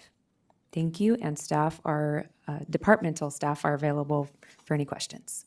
I just want to end with one comment. I know we shared some, it may seem like doom and gloom, but what I want to end with is this. I do think that challenging times like this are actually good for government. It forces us to look at our services. It forces us to be more efficient, to get more innovative, and that's exactly what we plan to do. And so with that, we'll take any questions that you may have. Any questions from the board? Go ahead, Nathan. Just generally, the way this is listed, you need us to take action, it looks like, to, because the way I was reading this particular item, while there's a presentation. Thanks for asking my question. Yeah, it says, and approve the proposed schedule for the recommended budget and adoption of the fiscal year 2025-26 budget. So I assume this is listed as an action item, not just presentation as well. Correct. Okay. So a question I have is in regards to property taxes in lieu of VLF. So vehicle license fees, I don't know what that formula looks like exactly for us, but it also contributes a substantial amount of money to our discretionary revenues. If automobile sales drop, what kind of impact would that have on that property tax in lieu of VLF portion that we have that we're relying on? I'm not exactly sure what the impact would be to the property tax in lieu of VLF. My concern would be sales tax, as that's obviously a large ticket item that would generate sales tax. So that would be my concern there. So I've asked someone to be here today who's in the back who won't speak yet, but when the public portion opens up, he represents automobile dealers from across the county of Fresno, and there is something looming that's coming up that could impact us this summer, where we may see auto sales drop off 50-60%. But I'm going to allow him to talk about that a little bit, because I think that would be a double whammy to our budget. But I thank you, Paige, for putting this together. Anybody else? Just a question and just an opinion in terms of when we do our budgeting. I've kind of said before, as we're looking at what the priorities are going to be, and that's what this board does. It determines what its priorities are. I don't know how we can do that without really hearing from department heads. And I, again, would advocate, and I don't know if you need a formal direction from the board, but it's going to be hard for me to support a budget that isn't, frankly, out in the public, where department heads come and express to board members what their specific needs are. I mean, whether it's Department of Social Services, or there are more attorneys in county council, or whatever it may be. I think it is imperative, or it's the sheriff's who says he needs certain resources and needs there. I think we need to hear that. The public needs to hear that. And I think that would be a more transparent, open process for the public, which I think is necessary here. So I would advocate that department heads come before this board as part of the budget hearings. It says budget hearings, and so I think we ought to have budget hearings. And it's just gonna be very difficult for me to support any budget that is not done where we're hearing from department heads, and I really think that that's our responsibility to do that. So I would ask and encourage that the board do that, and that the CAO, who I think has talked to some of his department heads about presenting something, whether it's 5 minutes, 15 minutes, but it's something that should come before the board, and board members then ask the questions that are important to determine what our priorities are going to be for a budget. Okay, thank you. Thank you, Chair. I'm supportive of that idea of having conversations about the budget. I do see some challenging times, and thank you, our CEO and Paige for meeting with me yesterday. I do want to hone in a couple of numbers since we're kind of setting schedule and expectations. So on slide 15, you have the property tax growth, 2%. Factored in, I think it's $16 million. What has that historically been in the past? I know we had that other slide that showed a decrease or leveling off of that. What was it compared to last year and the year before, Paige? This slide here. So the 2% added in fiscal year '24 from the '23 budget, about 21 million. Last year was 19. And then the upcoming, based on the 2%, would be 16. So the 2% projection is what we're estimating we would see. When will we get the true up numbers to actually factor in how much growth we've actually had? So summertime, the actual amount would be available. Okay. And when we say summer, I think it's June? June. July. Usually, I think we're hoping we get it by June. Yeah. But I think the other thing to keep in mind here is as we look at this chart, we had some good growth in those years, but the amount that wasn't budgeted that fell to the next year, right, what shrinks. And so that's why this next year, because we had less growth the year before, is a smaller number. That's what I'm trying to get at, because I think as we're putting together the schedules and what the expectation will be, I do think we have an obligation to communicate to our residents so we can actually have a realistic conversation about expectations, services, frequency of services. And so when we receive these numbers over the summer, we'll have a better idea with regards to the state, correct? And not to be the stick in the mud and use the term that our CA used, but the doomsday scenario where if for whatever reason at the federal level we have just straight cuts, that would be a very, very dire situation for us here locally. And I just want to make sure that the public understands that, because I think there's a lot at stake for the county. Earlier we talked about over half of our population receive some kind of service from the county. And I think those services would be impacted. I mean, at that point, depending on what those numbers look like, there realistically could be an expectation of checks bouncing or us not having the funds to do that.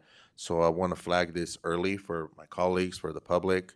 In that scenario, CAO, what do we have internally right now as protocol for invoking a fiscal emergency? What would be the criteria that we would utilize to do that?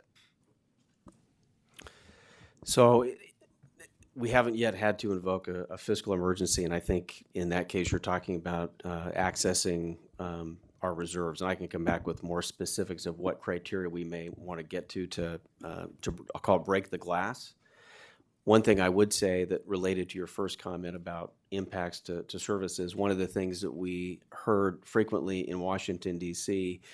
was we have a lot of information that's in black and white or on a slide or stats. You know, you've seen a lot of numbers today, but what's really compelling when you're trying to advocate for the impact is stories of real people, your constituents, and the impact that it has on them.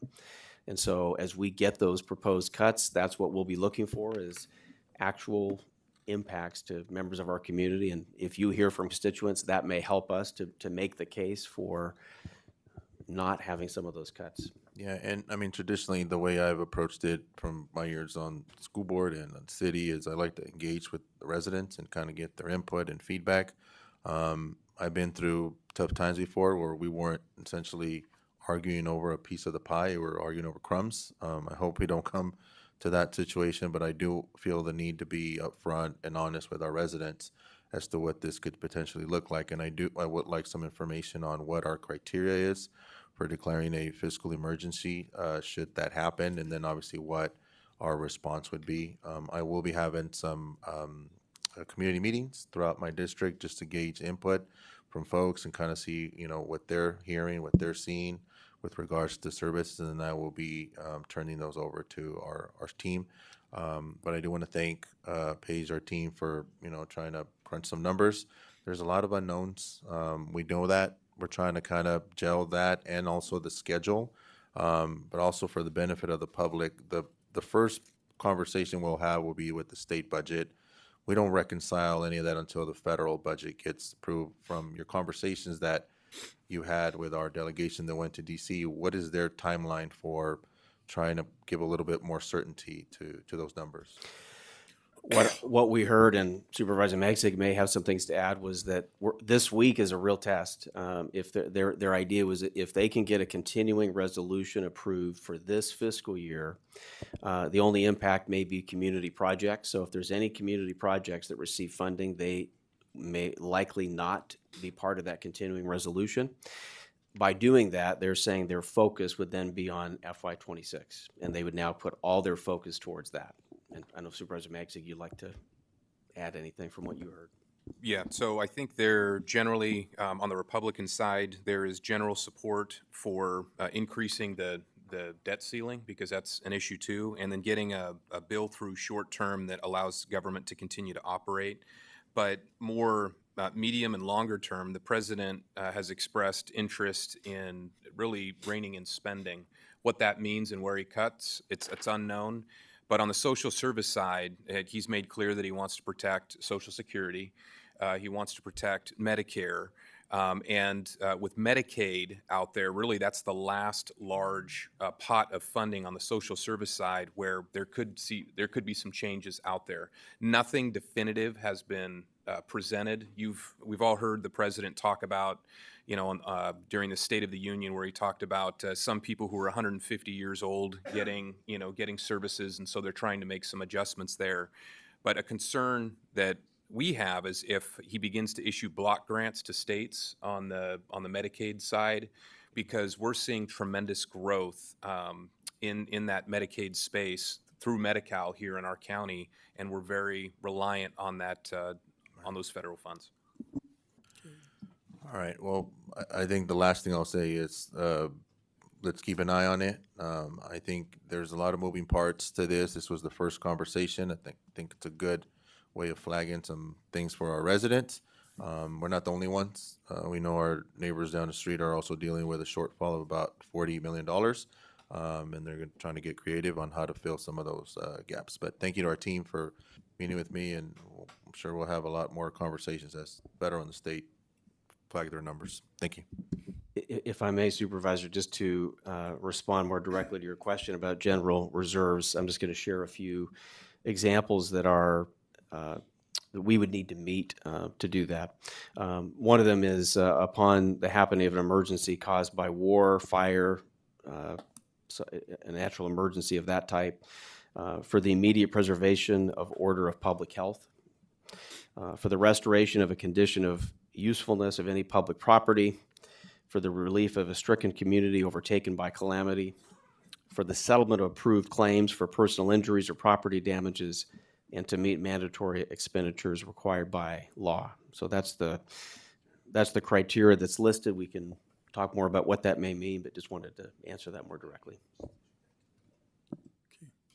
Brian, you have any? Just want to add, that's one of the reasons we adopt our budget in September, not June, because, most public entities do it in June, but they're basically shooting in the dark.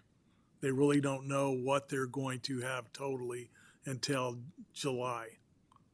So that's the reason that was something that Gene Rousseau brought here when he was a CAO, and I'm not sure if Tulare County is the only other county that does it that way still today. There's some others that do, and it's a little more accurate. I know you have to look at trends. With one thing about property tax is not as volatile as sales taxes. We're already seeing lower sales tax today, but there's two factors out there. It's really the housing and commercial property deal is, I would use the word okay. It's still kind of chugging along, which that means there's going to be could be a positive growth.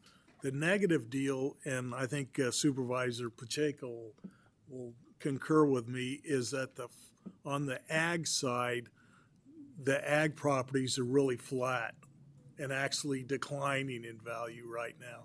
So as those sales come up and are applied to the property tax, they'll show a lower value, and it could be a negative thing to it. So we ready to go to public comment? Is there any public comment on this?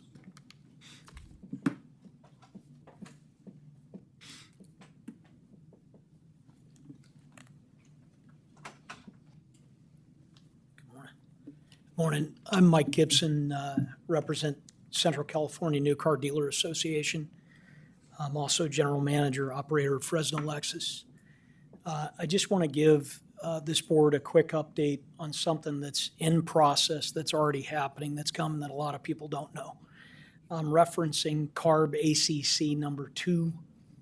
This is something that was enacted back in 2030 by Gavin Newsom, originally with an executive order for EV mandates for our business. It really wasn't of consequence yet because of federal law. Then it was handed to CARB in 2022, where Governor Newsom put in some stair-step mandates that, should this get into effect, would be into effect. Joe Biden signed an executive order in December of 24, which allowed the state of California to enact this into place.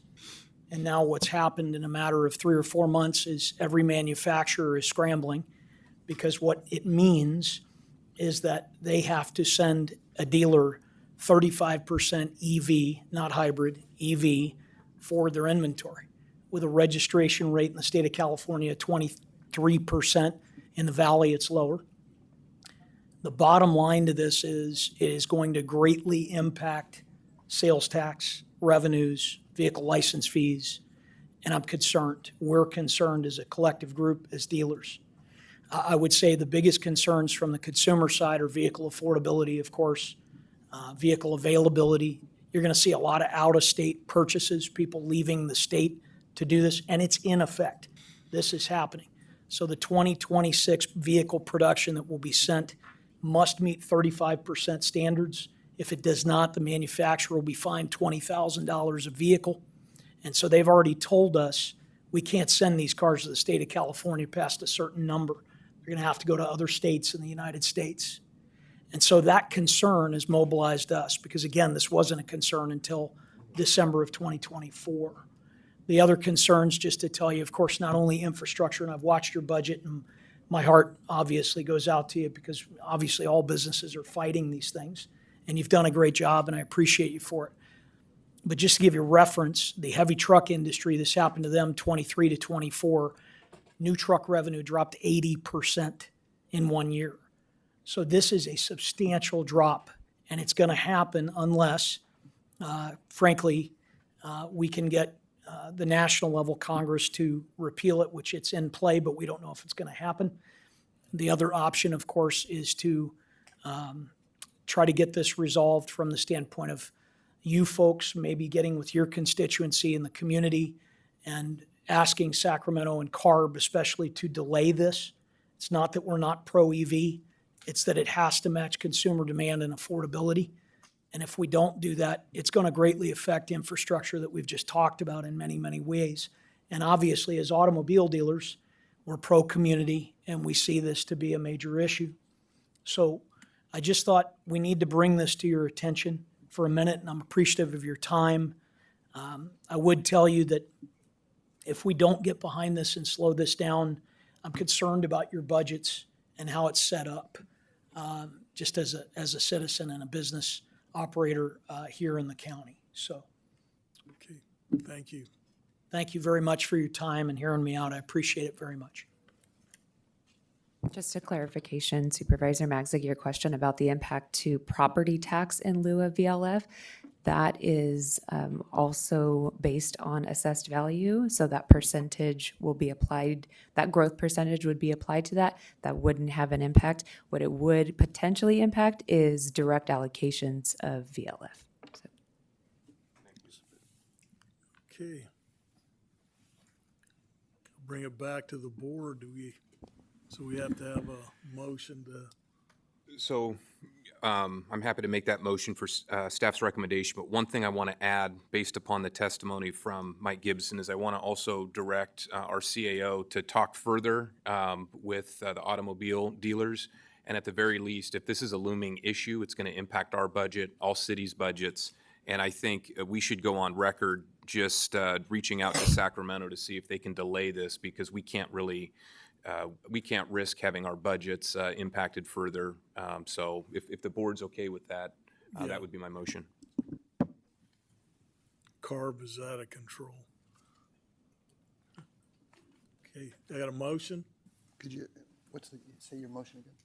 So my motion's for staff's recommendation on this, for approving the schedule and of the recommended budget moving forward for fiscal year 25-26, but also to reach out to Mike Gibson, have the CAO reach out to Mike Gibson so we can talk further to the Automobile Dealers Association about this problem, and at the very least get a letter off to our state legislators saying this is something that needs to be delayed so it doesn't impact our budget. Second.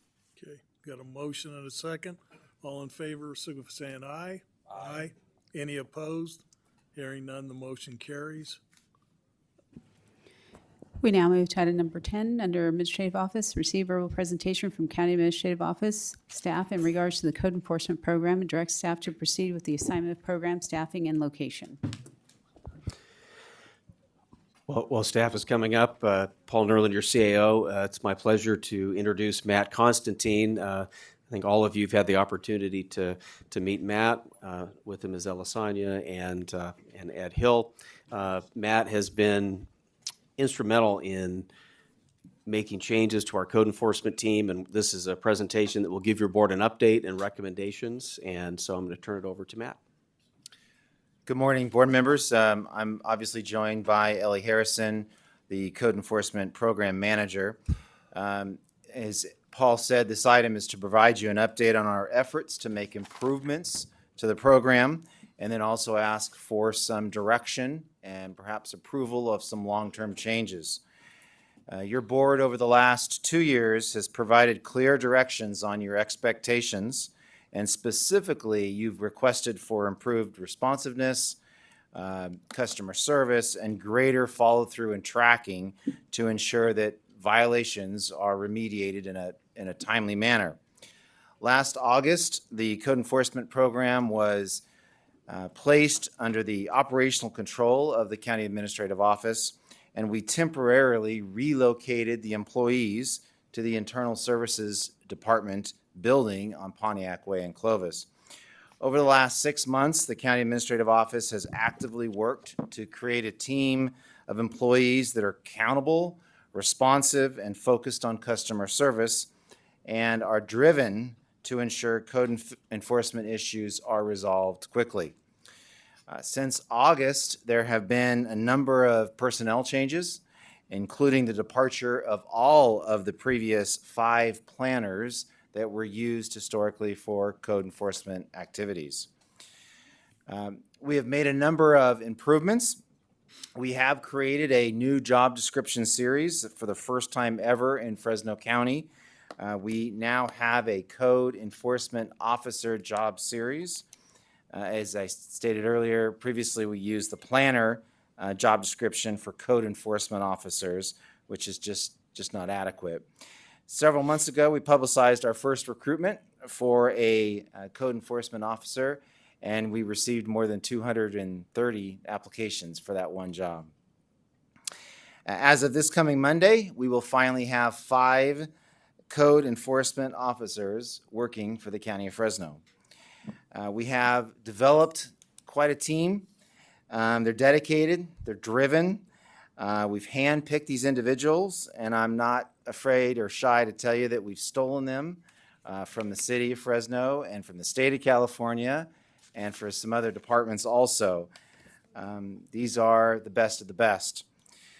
We have also established a very thorough case review process, so we've set the expectations high. We hold these employees accountable. We review these cases with them. We set our objectives. We check up on their progress. Officers are required to respond immediately to complaints and from the community and to take enforcement actions on an aggressive timeline. We've also started for the first time ever our cost recovery program. This is to go after non-complying property owners that require a disproportionate level of our services.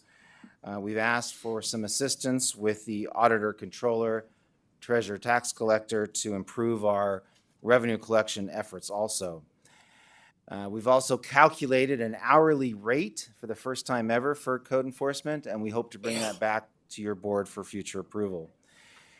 We are also plagued by a database that's just not designed for our activities, and we are nearing completion of a RFP so we can go out to bid for a new database that's designed for our purpose, but also more importantly, to allow the public access to the system so that they can submit their complaints and they can track the progress of those complaints online by themselves through a customer portal. We've also made some changes to how we interact with our property owners. We've rewritten all of our correspondence and our legal notices. We've revamped the website. We've created an online payment portal so that individuals can pay their fines online. However, we've got a lot of work still to do. We're not where we want to be. We have a large number of complaints that we've received from the public about properties not being maintained. These are individuals that have taken their time to contact us and to provide us this information about unsafe or unsightly homes, and we have not responded in a timely manner. This needs to change still. Some of the issues that involves, weeds and trash perhaps in front yards to some of the larger issues about nuisances or health and safety issues. Some of these cases involve homes that have burned for years and have been left unsecured and obviously a health and safety issue. The available enforcement options and the financial deterrents are also not adequate to change behavior, especially as it relates to large commercial activities that are violating their land use. Code enforcement and county council spends a lot of time trying to encourage compliance when some businesses just view these fines as legal fees or the cost of doing business. We have 1,866 open and unresolved cases today in the county. This is not acceptable, and this is what needs to change. We've been very diligent on how we approach our rebuilding of code enforcement, and we really have delayed any discussion about needing additional staffing or resources until we were able to assess the workflow and the work product to ensure our efficient organization, to ensure we had an understanding of caseloads, and frankly, until we had the ability to hold ourselves and the employees accountable, we didn't want to stand in front of you to make any request. But after 6 months, we're here today to ask for some recommendations, to support these recommendations from you. The first recommendation is to assign code enforcement formally to the county administrative office. This will allow to ensure that the program is successful and given the priority that your board asks it to be assigned. Recommendation number 2 is to add additional code enforcement officers. The program currently has authorized 5 code enforcement officer positions. This is not adequate to keep pace with the level of cases that we have, and we are requesting the addition of 5 code enforcement officers. Number 3 is to add a division manager and an administrative analyst to our allocated positions. There needs to be greater administrative help. We have a lot of activities. A division manager positioned within the county administrative office is needed and will be able to provide that greater oversight and leadership. We are also recommending the change of a vacant office administrative position to an administrative analyst to help coordinate with county council. There's a lot of coordination between county council and code about enforcement activities, and this position would be allocated for those functions. And finally, recommendation 4 is to physically relocate code enforcement. Currently, we are within the ISD department, and they've been gracious and accommodating to us, but we are looking for a new location downtown to provide easier access between the CAO's office and the board so that we ensure that we get things done on a more timely basis. This concludes the comments that I have. Ellie and I are here to answer questions. I would like to point out, however, that I am grateful for Paul and Ed's support during this process. They've been terrific in providing guidance and leadership. We've come up with some bold ideas, and they've been supportive and helpful to us. And finally, I know you all know this, but you would not have a code enforcement program if it wasn't for Ms. Harrison. She is the one that has kept this moving. She is dedicated. She's driven. There is not a day that doesn't go by that she's not emailing or texting me well before 7 in the morning. And on the weekends, we don't stop. And that's a testament to her commitment to you and to the program. So with that, I'll conclude my comments. Okay, questions from the board? Yes. So there's 1,866 cases that have been backlogged. How far back does that go? Supervisor, that goes back to 2017. 2017, so 8 years. Were people just not responded to? I mean, how did it get to be this situation? I don't have a good answer for you. We didn't respond. We didn't respond timely. Some cases we started a response and didn't finish. There were staffing issues, but those 1,800 are unresolved cases. That's embarrassing. Yes, sir. And you have 5 code enforcement officers now. You're requesting 5 more. I don't know that that's even enough. Code enforcement, we look at, obviously the city. I come from the city. Supervisor Chavez does.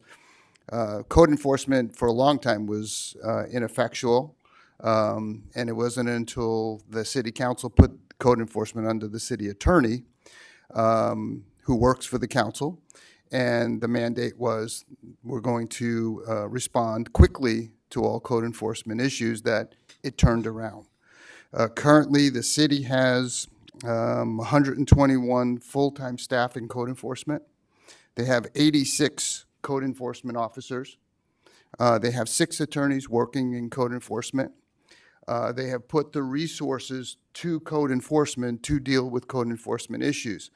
We're dealing with Fresno County, much larger.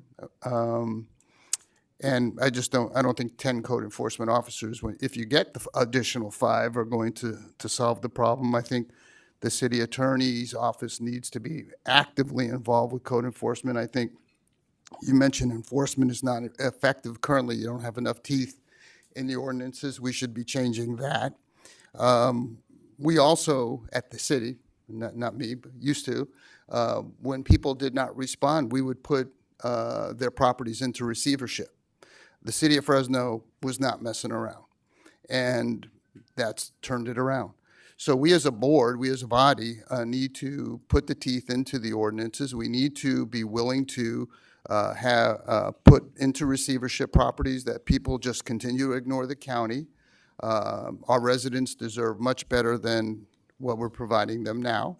And to address 1,900 backload of cases is not going to be done with 5 code enforcement officers. So once again, I think this is something that needs to come before the board during budget hearings, and we need to provide the resources and determine, is this really where we want to make it a priority? Or do we want to just do window dressing and act like we're really doing something when, in fact, we're really not? I'm interested in really doing something and really putting teeth in the ordinances. I would request either Dan, you give me and whoever wants whatever ordinances we have on the books regarding code enforcement. I'd like to take a look at it and see how we put the teeth into these ordinances so we can really begin to address this. But I think, 1,800 cases, I think it's embarrassing. And it's unfortunate because the people who are paying our bills and paying our salaries and paying for everything here are not getting the service they need when they're dealing with code enforcement issues, and we've got to change that.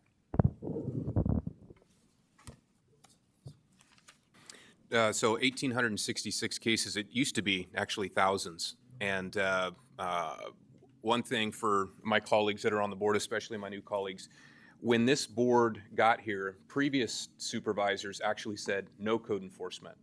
And so the challenge we have faced is we've gone from policies with previous boards saying absolutely no code enforcement, we're not going to take action on anything, to this board which said we need to begin funding because we've got major issues where people are abusing their property rights. And so we are here today after several years of not only ordinances but also creating a department, which, by the way, Supervisor Bredefeld, you're right. It needs to be much bigger.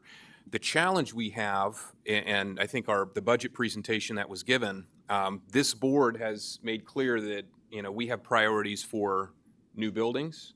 We have priorities for beefing up staff departments. We have priorities for wages. And at some point, all the priorities we have, we're going to have to focus down and say, we can't fund all of our priorities. So what is most important to us? Because we've got to live within our means as well. But to staff's credit, and Matt, by the way, is, while he's been moonlighting here, and we've hired him to be here to help construct this program, you live out of state, I think in Washington or? Oregon, yes, Oregon. sir. And so I appreciate you working with us to help create this program where it hasn't existed before. And I agree, 5 is not enough. How many would be enough? I really don't know. But what can we afford to do where we can actually move the needle and encourage folks just to follow the law, follow our ordinances? That's the question that I have. And I appreciate that perspective, Supervisor. Why you would have board members who would have no code enforcement not address that is beyond me. I appreciate that, and I know this board has put it under the CAO because it has become a priority. And so that's the direction we need to go. And I think we just need to commit the resources to address this. I mean, because the people deserve much better than just having 1,900 cases that either get ignored or really aren't dealt with. It's just unacceptable. But thank you for the perspective. It is a good perspective. Chair Mendez, just. Hang on for a second. Yeah. We actually had a form of code enforcement. And basically what it was, if you were a law-abiding farmer or you were in ag and you applied for a permit for something, if you had anything on your property that wasn't properly permitted, you weren't given a permit. That's how we were doing code enforcement. It was kind of a hen house way of doing it, and we weren't, there's a lot of things out there that, in a lot of unincorporated communities that, would be shut down if we had a pretty hardened code enforcement.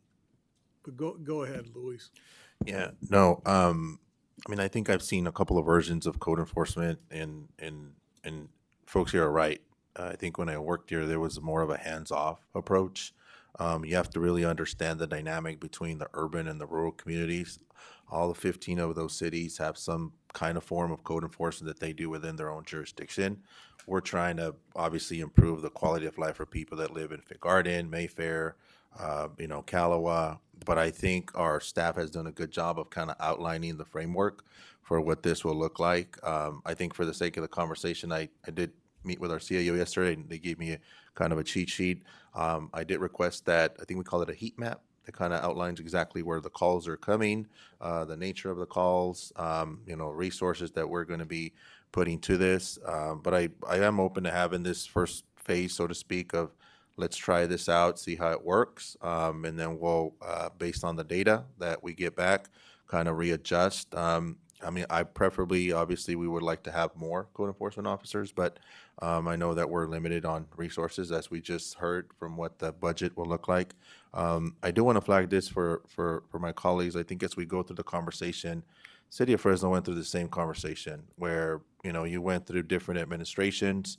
They had a different approach on what that will look like. I think because the city changes so often, the county's a little bit more consistent, but I think we have an opportunity with this cohort on what type of approach we're going to be going through, because we're kind of setting up a mini legal system, so to speak. We have the enforcement, wing, so to speak, of the fines. What does an appropriate fine look like? Is it $100? Is it $1,000? Is it $5,000? What behavior are we trying to deter? And then we also have, because of due process, do we have to have a hearing officer? There are going to be people that appeal this decision, and we have to walk through that process too. So I just want to make sure that we're cautious about trying to kind of extend ourselves too long. But I am open. I think it would be a good idea to start with the officers that you just have. I used to mention earlier that 5 of the officers left. I think they weren't necessarily code enforcement, right? They were planners initially, and they ended up going back to planning. Now we have some folks that we poached from the city of Fresno and other jurisdictions. I do want to get that as part of the conversation too, CAO, what that data looks like for folks that are coming here and where they're coming from. Thank you. Thank you, Mr. Chairman. Supervisor Chavez, I just want to tell you, I appreciate your perspective, because it is easy to throw rocks when you don't know where you come from. However, as Supervisor Maxig said, we started with nothing. And our predecessors wanted no code enforcement at all because they believe in their own personal property rights, and it was a very, very conservative majority, which I think you could appreciate, Supervisor Bredefeld. And when you go up into the mountain areas, you walk into their property and they meet you with a shotgun. And that's the way it was. But things changed. We are different here. We started, and again, we started with nothing. And there was an attempt made that we would use our existing staff, and they were planners. They had a different skill set. We should have completely not used from what we had and made new categories like we have. But again, when you start with nothing, you have to start somewhere, so we started there. As we can see from the results, it was not successful. It didn't work, and so that was scrapped, and everybody who's in there either quit or got reassigned because that wasn't what they signed up for. So then again, we went and got new job descriptions, brought in this gentleman so that we could go and move forward. And granted, it is not the city of Fresno that has, which I was amazed at the amount of people you said the city of Fresno has. But again, like Supervisor Chavez said and Supervisor Magseg, we don't have the deficit that they have across the street either.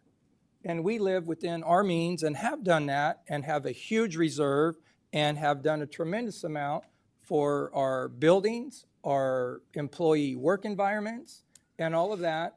And that was the priority of the board. Now, if we're going to change that, that's fine. But as we just saw, we have a $16 million deficit that we could look at.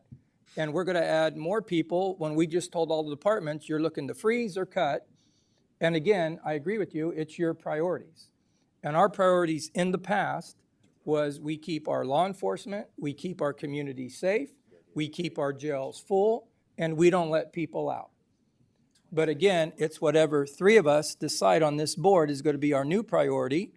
And again, I agree with you, at budget hearing, we will set those priorities because that will dictate where we go from here. And again, we have been on county council repeatedly that we want stiffer fines, we want more rules.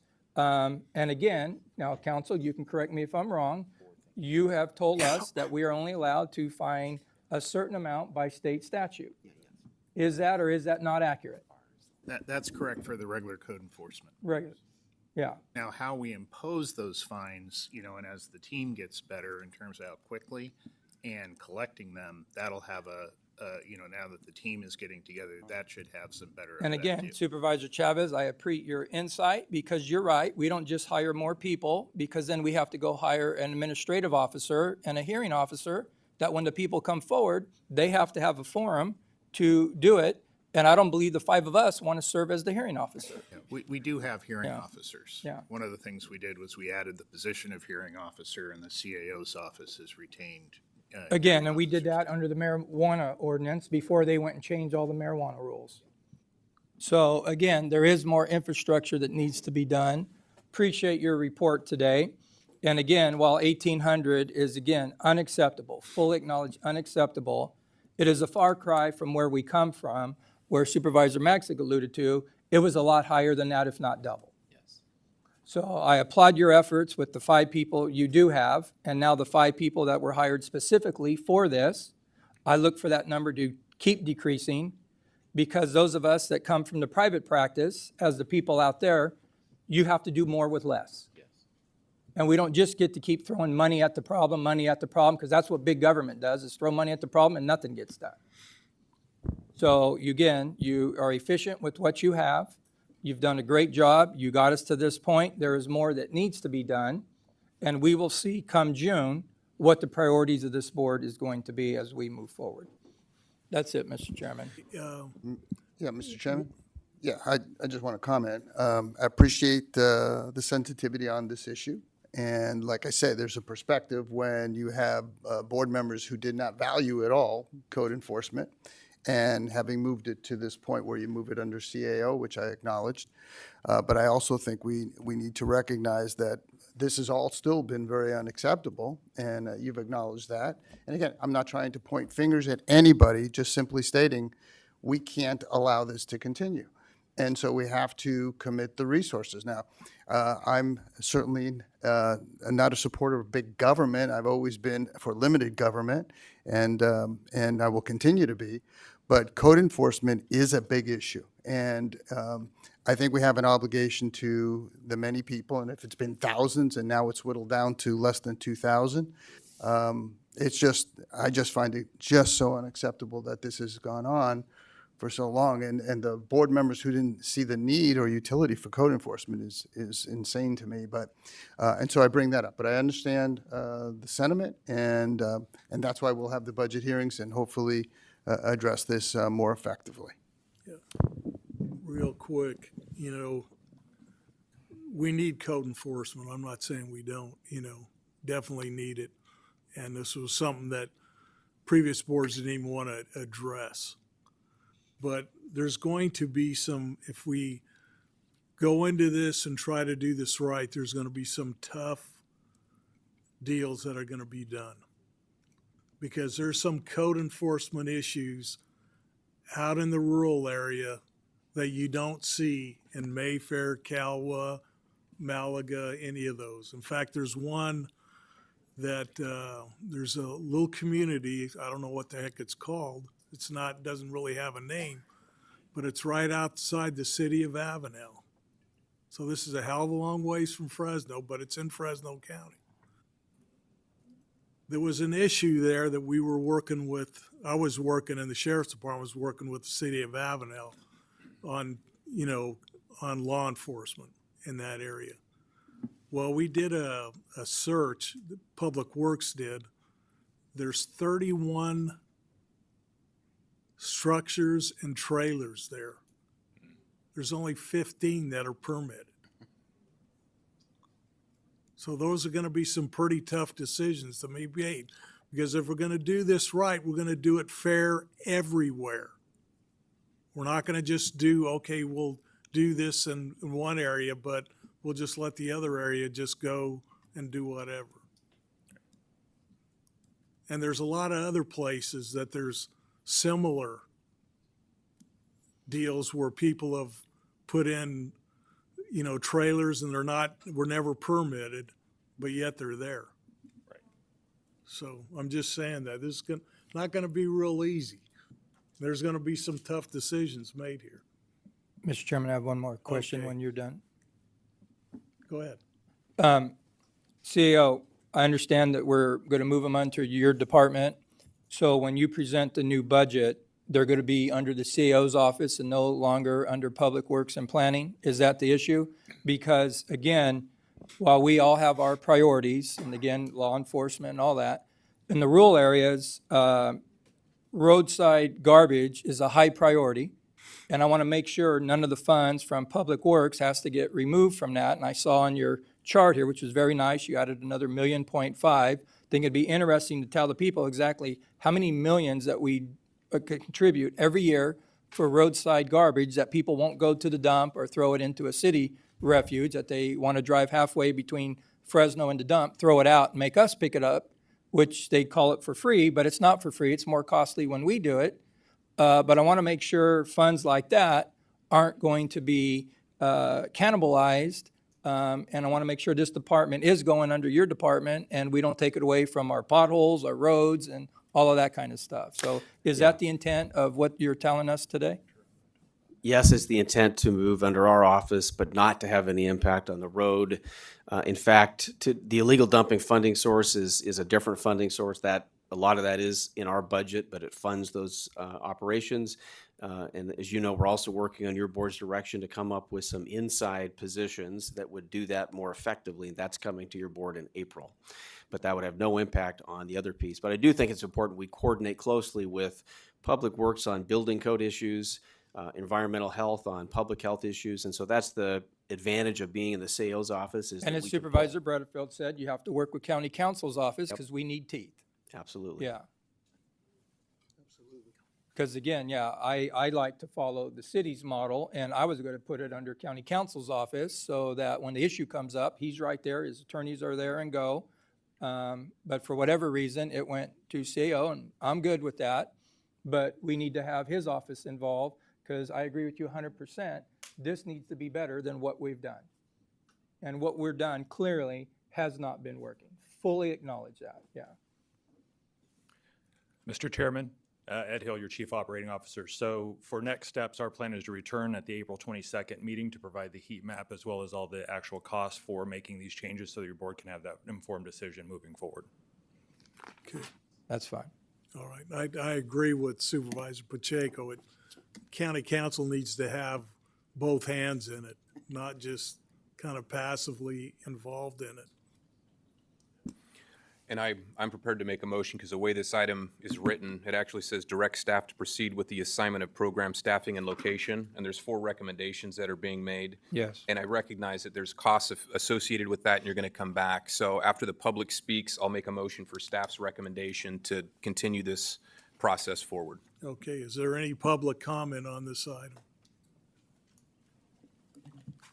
Hearing none, I'll bring it back.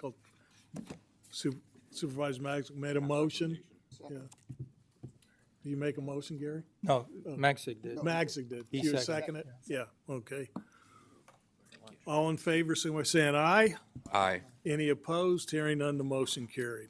We now move to item number 11 under Behavioral Health, under Administrative Policy Number 34 for competition bids or requests for proposals. Determine that an exception to the competitive bidding requirement under AP 34 is satisfied and a suspension of competition is warranted due to unusual or extraordinary circumstances. Okay. Yes, go ahead.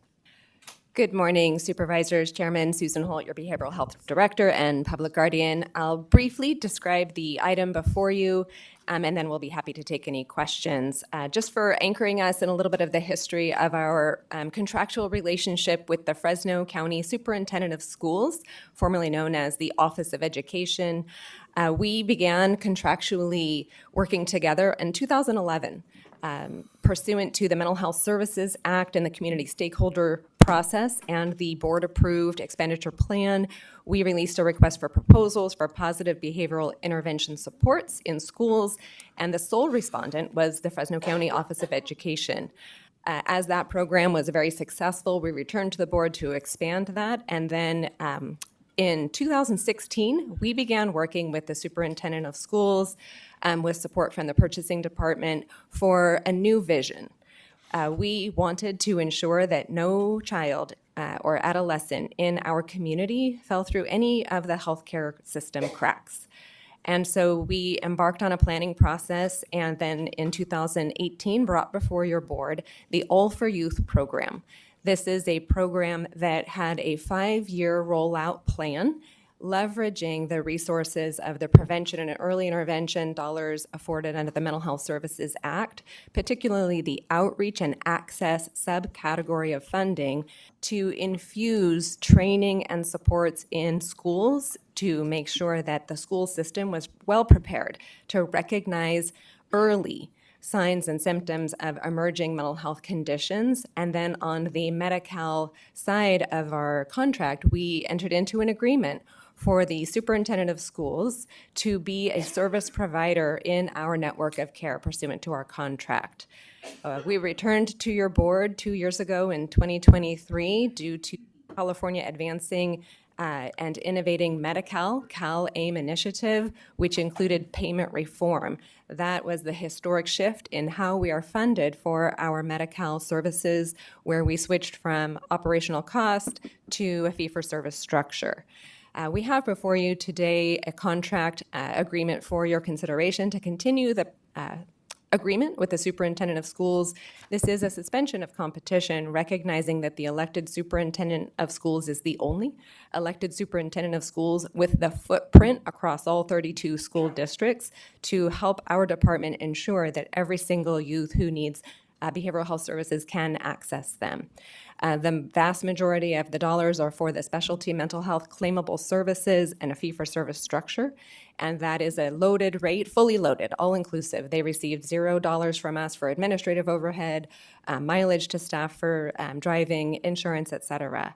A small portion of the contract, about $2 million a year, is for early intervention, and that is our safety net to make sure that any kiddo in Fresno County who's showing emerging signs of serious mental illness can have care coordination and get linked to the appropriate services to meet their needs.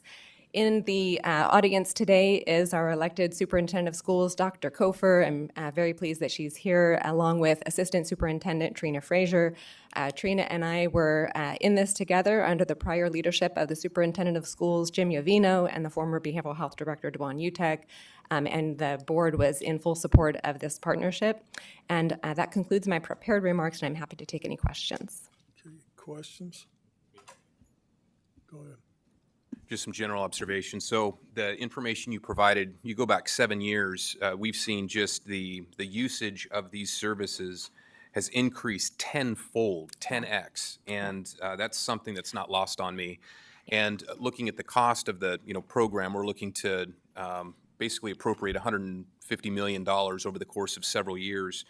This funding is tied to Medi-Cal. Correct. And so I would imagine that any impact to Medicaid could also impact our ability to deliver on this program. And there's nothing that would lock us in. If there were adjustments, we would be able to adjust our contract accordingly, correct? We would be negotiating with the state to look at our rates, and then we would certainly negotiate with our contractors to address any delta in the rates. I did neglect, if I may, Supervisor, I did neglect to celebrate the partnership in the fact that pursuant to a board-approved grant with the Mental Health Services Oversight and Accountability Commission, we were recognized across the state as pioneers in the integrated behavioral health space, with healthcare and education being partners. And pursuant to that grant, we developed a statewide toolkit to help other jurisdictions figure out what we figured out 7 years ago. And Supervisor, just so you know, there's a non-funding clause in the agreement with the superintendent of schools. Okay, any other questions from the board? Open it up for public comment. Seeing none, I'll bring it back to the board. Motion to approve? What's motion to approve? I'll second that. In a second, all in favor, so by saying aye. Aye. Any opposed? Hearing none, the motion carries. We'll move to item 12. 12, under Public Works and Planning, conduct first hearing to adopt ordinance amending Fresno County Ordinance Code Section 4.16.090 relating to allocation of sales and use tax revenues, amending it as to the City of Fresno as to its respective tax rate and amending dates to which the City of Fresno shall adhere to stated rate, changing effective date of adjusted rate to July 1st, 2025. Waive reading of the ordinance in its entirety and set second hearing for March 25th, 2025. Designate county council to prepare a fair and adequate summary of the proposed ordinance and direct the clerk to the board to post and publish the required summary in accordance with Government Code Section 25124B1. Good morning, Mr. Chairman, members of the board. Bernardi Menace, Department of Public. It is slightly. Oh boy. Bernardi Menace with the Department of Public Works and Planning. Last December, your board approved a memorandum of understanding with the City of Fresno. That MOU contained a provision that modified the distribution of sales and use revenue, which reduces the county's share from 5.35% to 5% of the 1% of local sales tax revenue generated by the city. This reduction is consistent with the other 14 MOUs that the county has with the cities. So with that, I'm here to answer any questions.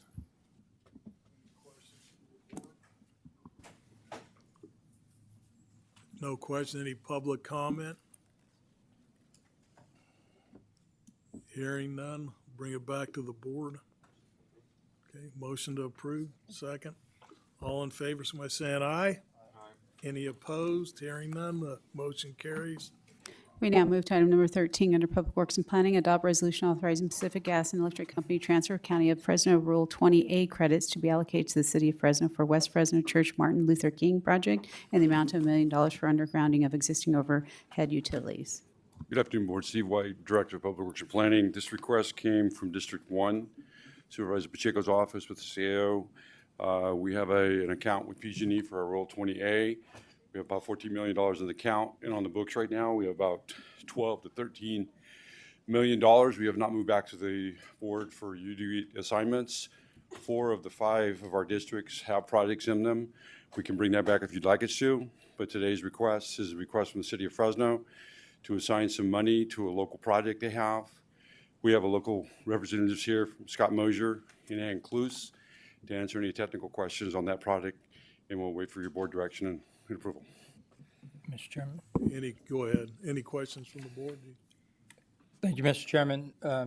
Director Wright, appreciate your presentation. Hopefully we don't need the city's technical expert testimony. As Mr. White said, the mayor's office reached out to me. They have a project in southwest Fresno. It is over budgeted by $1 million from PG&E. As we all know, PG&E costs have gone up. There's no oversight on that, so they simply tell you what it is, and you comply or you don't get it. We do have money in this fund. District 1 has not had an allocation of that money, so at the mayor's request, I requested $1 million be moved from that fund to help the City of Fresno fund this project. It is very close. County residents will use this trail. It is in everyone's best interest. I felt it was good, again, as we demonstrate the cooperation between the city and the county. This was a very good method to do that. The residents of Southwest Fresno are residents of the county. They deserve their fair share of resources and felt that this was a good way to do that, and would ask for my colleagues' support on this. And again, in our attempt to have a better relationship with the City of Fresno, this is one of those ways to do that. And again, the people of Southwest Fresno are not forgotten, and they deserve all the amenities that the people of the northern part of the city have as well. So that would be my request to the board. I appreciate Director White and his expediency of getting this done. It's also my understanding that PG&E is committed on these, and it will expire in 2040, and if there's things not on the book, we are going to lose this. So rather than lose it, I thought it was a fair representation to allocate $1 million for the people of Southwest Fresno. As a way of some background information, many years ago, 20 some odd years ago, with measure money and some other cobbled up funding, We built Millerton Road. We built Academy. We built our horsepower products with this Rule 20 money. So as money accrued in the bank, we just left it there. We've loaned money to Reedley. We've loaned money to, or given money to Reedley, given money to Selma.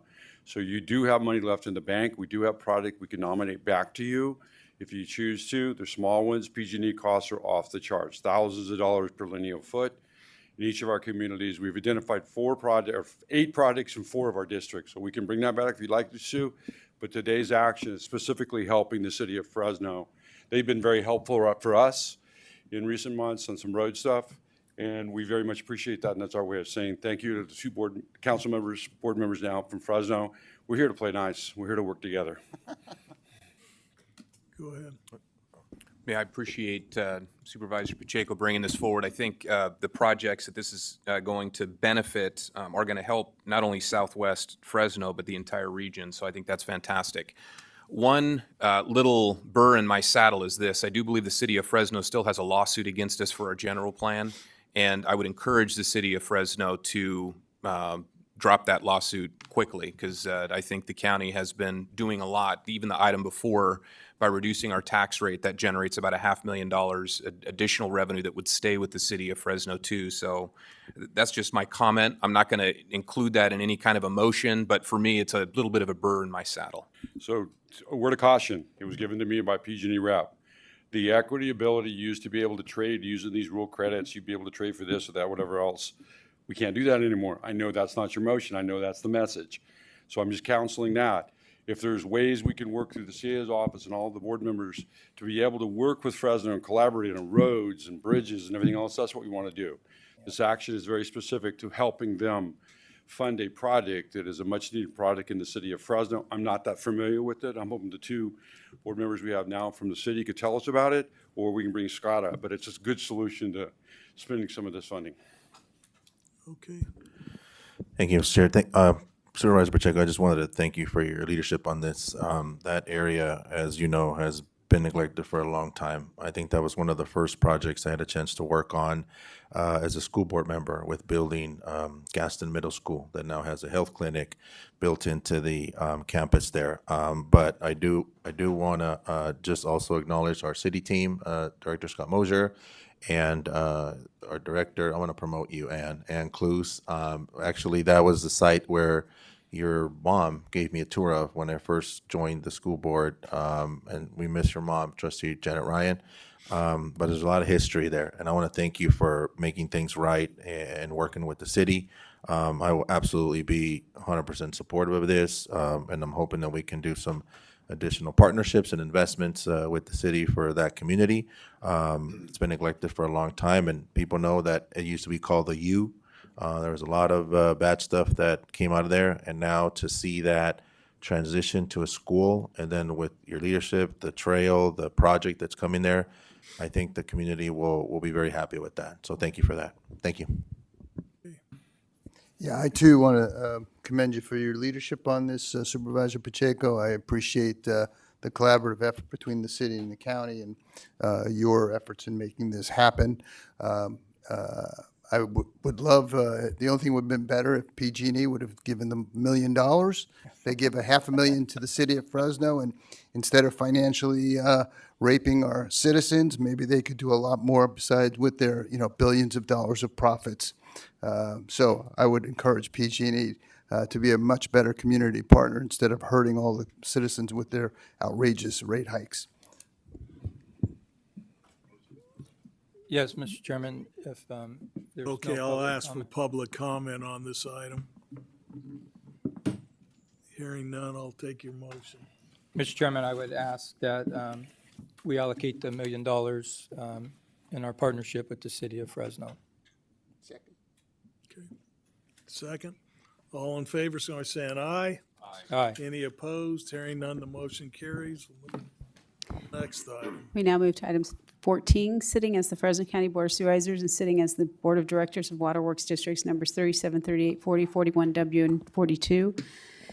Conduct a public hearing on annual water conservation report and adopt a resolution declaring water conservation Stage 1 from April 1st, 2025 through October 31st, 2025, and Stage 3 from November 1st, 2025 through March 31st, 2026, and impose corresponding regulations within County Service Area Number 39, Zones A and B under Fresno County Ordinance, Chapter 14.01. Good morning, Chairman and members of the board. Chris Bump with the Department of Public Works and Planning. The item before you today is a public hearing for the 2025-26 Annual Water Conservation Report in accordance with the Fresno County Ordinance Code, Chapter 14.01, titled Water Conservation.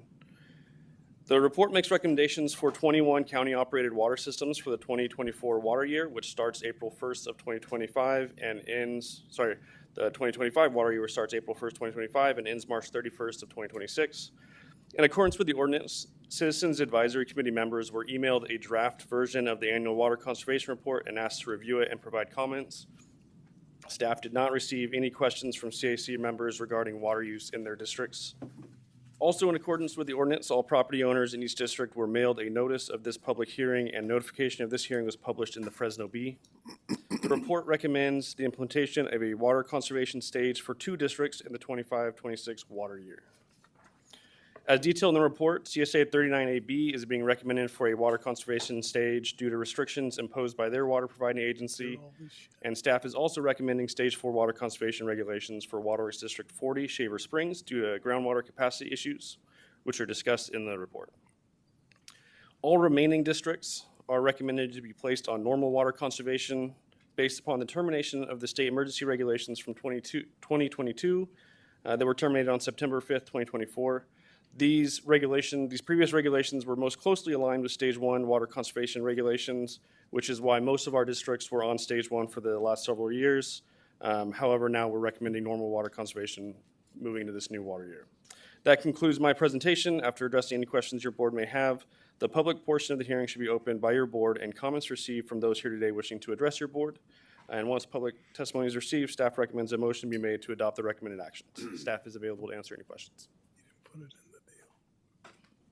So this is a public hearing then, so I have to technically have a motion to open the public hearing.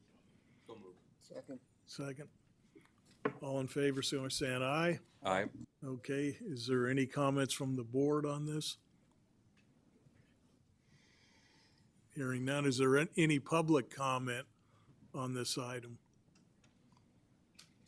Hearing none, I'm gonna get a motion to close the public hearing. So moved. Second, all in favor, so I'm saying aye. Aye. So, do we need any, county council, is there anything more we need to do? Do we need to just approve it now? No, you're ready to adopt if the board. So I need a motion to adopt. So, sitting as the Fresno County Board of Supervisors, I'm going to go to item 2, which is adopt resolution declaring water conservation Stage 1 from April 1st, 2025 through October 31st, 2025, and Stage 3 from November 1st, 2025 through March 31st, 2026, and impose the corresponding regulations within County Service Areas Number 39, Zones A and B under Fresno County Ordinance, Chapters 14.01. Okay, so motion second. All in favor, so I'm saying aye. Aye. Any opposed? Hearing none, the motion carried. Thank you. Wait, you still have. We've got to sit as the Board of Directors for Waterworks Districts numbers 37, 38. We got one more to do. There's 2 other districts. Yeah, so 37, 38, 40, 41W, and 42. I will move to open the public hearing for the annual water conservation report. Okay, you got a second? Second. All in favor, so I'm saying aye. Aye. Okay. Anyone in the public want to comment? Does one in the public want to comment on this? I do. On this waterworks thing? Yeah. Okay. I'm concerned. My name is Olga Valle, and I'm kind of concerned that although you do have an agenda, you don't have these other agenda items, the attachments available so we can see the report. And we do read the agendas, some of us. So that was just my comment. Thank you. Is it available? Those items are available. It is available. All items are available online. If you're, Online? yes, if you go to my office or online, you will be able to get a copy. Feel free to. Okay. We can Close public Okay, I'm portion. going to close the public hearing. And then sitting as the Board of Directors for Waterworks District numbers 37, 38, 40, 41W, and 42, I'm going to adopt the resolution regarding water conservation stage 4 from April 1st, 2025 through March 31st, 2026, and oppose the corresponding regulations within Waterworks District number 40 under Fresno County Ordinance Code Chapters 14.01. Okay, thank you. Got a second? Second. Okay. All in favor, so I saying aye. Aye. Any opposed? Hearing none. Now I think you're done. We now move to item number 15, Board of Supervisor Committee Reports and Comments.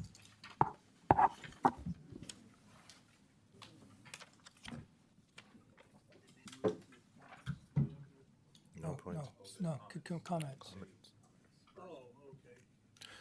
I'll be very brief, Chair, just for the sake of time.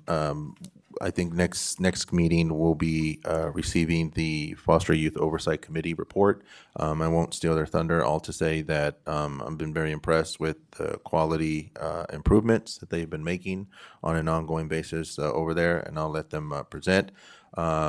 Are we perfect? No, we're still working on a couple things, but I think for the most part, we've been providing great services to our kids and providing safe and healthy environments for them. So on the 25th, we'll have the chair, I believe it's your appointment, Chair Mendez, that will be presenting the report to the board. Thank you.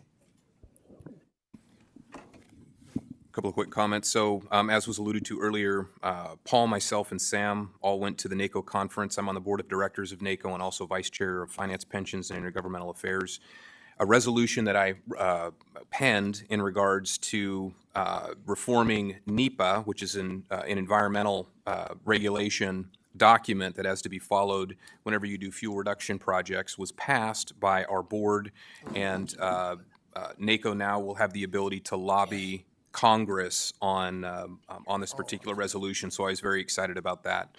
Also, while we were there, we met with a number of our congressional representatives, and one bill in particular, H.R. 471, was in Senator Padilla's office, and after we met with him, I don't know if it's a coincidence, but the very next day, Senator Padilla allowed H.R. 471 to move. That allows for fuel breaks and other fuel reduction projects to take place across the United States where you have communities that really back into wildland areas. So very excited that H.R. 471 is moving, and so that's my report out from NACO. In honor of Dr. Seuss's birthday, I was able to participate in the World Read Aloud Day at Fairmont Elementary School, and enjoyed reading some Dr. Seuss books with kids from kindergarten as well as 5th grade. And that's all I have. Okay. None for me. Nothing. You got nothing. Should I recite some Dr. Seuss? One of the most brilliant philosophers Yeah, okay. in the modern era. All righty. Yeah. Okay, we'll move now to, Item 16, Board Appointments. okay. Do you have any appointments? Yeah, go ahead. So to the Behavioral Health Board, I'd like to appoint Helen Vong to the vacant Consumer at-Large seat, which expired on 4/1, or expires on 4/1/2026. To the Child Care and Development Local Planning Council, reappoint Fred Tashimitsu to the District 5 seat, which expired on 1/6/2025. To the Historical Landmarks and Records Advisory Commission, I want to appoint Vicki Clausen to the vacant commission nomination seat, which will expire on 1/4/2027. Mr. Chairman, I would like to reappoint Charles Ram to the Fresno West Side Mosquito Abatement District for a term ending January 2nd, 2029. And also, I'd like to appoint Mr. George Marcus III to the Housing and Community Development Citizens Advisory Committee, replacing Mr. Finley for a term ending January 3rd, 2028. Okay, Supervisor, you have none? I've got two, Madam Clerk. Behavioral Health Board, appoint Gobinder Pander to the District 4 vacancy, Family Consumer. And Central Valley Pest Control District, appoint Janet Hayhurst, position previously held by Robert Ferris Moeller, and the new term is to 12/16/27. Okay, do I have a motion, or is there any public comment on this? I'll move back to, okay, got a motion? Second. Second. All in favor, so by saying aye. Aye. Any opposed? Hearing none, the motion carries. No, go ahead, Madam Clerk. We now move to item number 17, public presentations. This portion of the meeting is reserved for persons desiring to address the board on any matter not on this agenda. This is for matters not on the agenda. The home health care will be on closed session. The home health care will be in closed session. Comments? Just move the close, buddy. So I'll close the public comment. You got one? It is a great honor to meet the Council of Fresno. You excellent leadership. I commend you. I would like to start off with saying thank you for caring for all the caretakers of Fresno, young and old. It is critical and appreciated if you could accept and lock in the proposed language of our contract. Okay, that was the closed session. This is open. You don't want to make a comment on open session. I'm sorry. That's all right. This is my first time It's a little confusing. addressing yeah. you. Yeah. It's confusing. But we can just start. Is there anybody that in line that wants to talk about something else? Go ahead.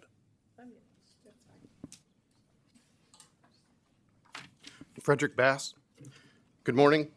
I'm here today to address an ongoing issue with the board and the CAO misusing their power over parking locations for employees in this building. I have been a full-time county employee for over 12 years. Until recently, 10 of those years were spent traveling to work in a carpool group. I have been parking in the basement to this building for 10 years. My residence has been in different parts of Fresno since then, but I always remained being picked up or picking someone up on my way downtown. The parking spot I would use was assigned to the department I work for. We would complete forms each year to show which employees were using that carpool spot, but never had a problem parking in them until now. The county recently started covering the cost for parking for employees. That's great and long overdue. No employee should have to pay to work. After parking was paid for by the county, a few others and I were informed the carpool stalls had been converted and now assigned to us individually. That worked for almost a year until a memo went out in November of '24 saying those old carpool spots were going to be taken and reassigned to various departments using adjacent stalls. Those of us in those stalls were worried, so we reached out to our deputy department head and were told they were equally confused because those spots were assigned to us. They would reach out to the parking coordinator to determine the issue and have those stalls assigned to us permanently. We figured that was the end of it. Then last month, confused, I once again reach out to the department head. Then last month, we start receiving parking citation warnings. Confused, I once again reach out to our deputy department head and they said they will investigate. The next day, the same thing, another warning. This time I call security to find out who is calling to cite the person in my stall. They will send the information to their manager. I spoke to a sergeant with parking and he reminds me of the memo. I let him know that stall was supposed to be assigned to me and he said he will pass the information on. Then another memo was released saying those spots were unassigned and no employee is to park in them. Now I must park further away than I have for 10 years, so many more of the signs in the parking garage will likely say CAO's office. In many memos and press releases, it's often mentioned how the county is nothing without its employees. And sure, as long as those employees work for the Board of Supervisors or the CAO. It seems like you only take care of your own and treat employees in other departments like they are insignificant. I would like to remind this board and the CAO of two things. Number one, without other departments in this building, you would not have the funds you do, most of the funds you do. You are also planning on moving your whole operation to another location and will have dedicated parking there. I strongly encourage you to reconsider this overreaching and take over a parking spots from employees who have used them for years. We are important too. Thank you. Thank you.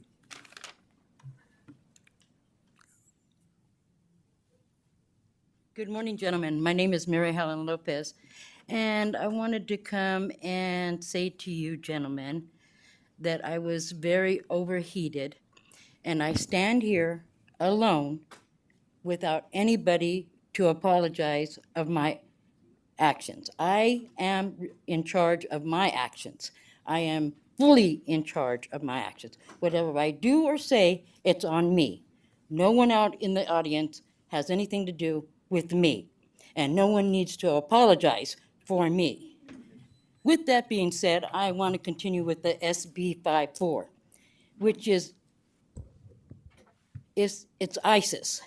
And I mean, it's like, I do not want, we have 7 security guards here. We have a gentleman here in khaki with a bulletproof vest, a sidearm, and a taser.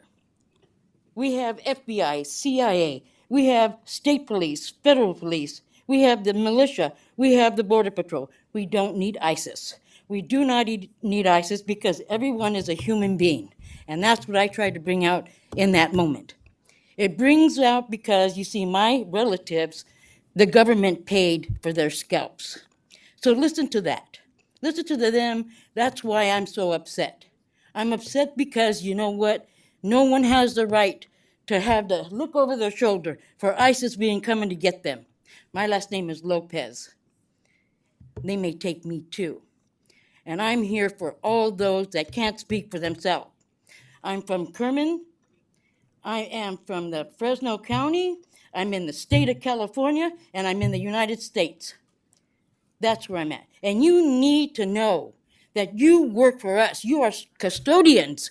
Custodians. You work for us, of us, for us, and by us. Now I will leave. Thank you very much. Thank you. Thank you. I'll close the public hearing and. Mr. Chairman, point of order. There were 6 appointments that I inadvertently did not mention. Is it possible that I could open it up and appoint those folks? Oh, yeah, sure. Okay, thank you. Appreciate it. Number 1, James Pop. Mr. Chairman? Yes. Could we possibly have a motion to Oh. reopen item? Madam Clerk, I'd make a motion I'll second the that we motion. go Thank back you. to board appointments, item 16. Thank you. All in favor is going to say an aye? Aye. Okay. Thank you. I appreciate it. Number 1, James Poptanasic for the Citizens Review Panel. Number 2, Sophia Ramos for the Housing Authority of Fresno County. Number 3, Megan Tupper, Child Care and Development Local Planning Council. Number 4, Tracy Cashin, Foster Care Standards and Oversight Committee. Number 5, Macy Young, Foster Care Standards and Oversight Committee. And number 6, David Rodriguez, Historical Landmarks and Records Advisory Commission. Thank you very much, Mr. Chairman. If there's no public comment for that Any item. public comment on this item? Now we'll move back. I'll make a motion to accept those nominations. I'll second, Mr. Chairman. Okay. Thank you. All in favor is going to say an aye. Aye. Any opposed? Hearing none. Now we will go back to public presentation, but for closed session items, which is the home health care. Yep.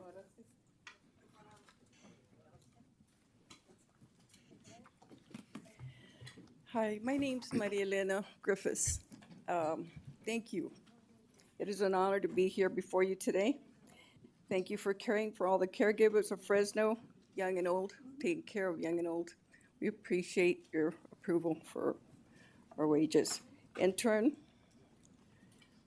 it will be a great honor and an investment for our community to accept and lock in the proposed language of our contract. From all care providers, thank you, council members, for your excellent leadership and taking care of Fresno and its people. Have a blessed day.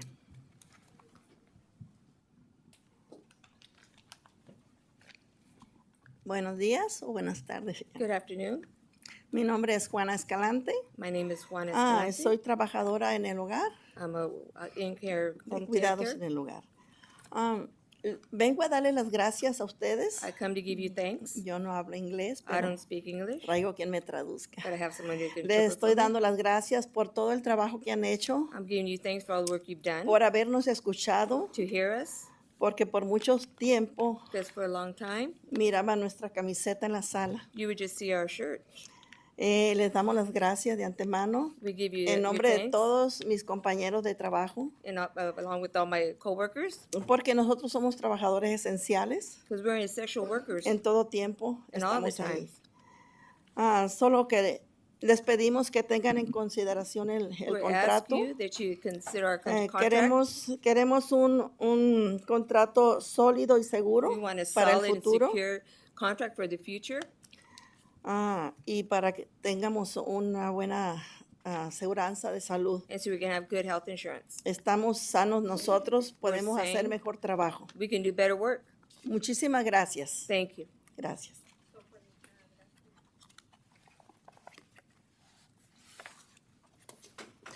Hello, how are you all? I'm very happy that the SEIU has come this far in the contract process. I just want to state that the purpose of a contract is to protect the details outlined within. For the people it is designed to protect. I have been coming here and involved in the process of what's going on for 17 months. I'm tired. And I feel like this whole process is just bleeding us out. I am a constituent of District 5. I would rather be taking care of my disabled daughter. Yet I feel this is extremely important to kind of set some foundations in place. So please adopt the appropriate language that protects our reasons for securing a contract in the first place. Just honor that. That's all I ask. Thank you. If you want to speak, get in line. Hi, good afternoon. My name is Olga Valle, and I'm also part of SEIU 2015. I'm part of the leadership, and I want to thank you, each of you that have been here. I know it's an arduous job that you do, very difficult because of everything that you have to take into consideration and allocate the funds. It is a hardship for us to come. We take care of the most disabled, fragile, and other things, and it's no news for you. It is hard for our members to come. A lot of them come and they have to leave, which happened today. We send out thousands of texts and we make hundreds of calls. And so, but I do want to thank you for making us your priority for your vote that you took last week. But I am concerned with the language. Please honor the language that we are submitting. It is really important. I know we are in very difficult times, scary times, but we do save you money. If other people were, if the ones we care for were in nursing homes, you'd be paying so much more. And if you were in the situation, you would understand that you can't trust your loved one to other people. I've seen it again and again, and if you are aware when you go to the stores, if you go to the stores, I don't know if you guys shop, but if you go, you probably will see things. And I commend you for helping us. It's been a long road. We need to hurry up and close this contract so we can get on with what we do, and you too. I know that you would have to be making us a priority, and thank you so much. And I didn't think I was going to have to come today, but I did. And thank you. And blessings, and may everything not be as hard as we think it's going to be. Okay, well, thank you so much, each one of you. Luis Chavez, Nathan Masick, Buddy Mendez, Brian Pacheco, and Gary, because you all represent us, even if you don't want to. We live in Fresno County, and even though you don't vote for us, you're actually making a vote on other issues that that do affect us. Thank you.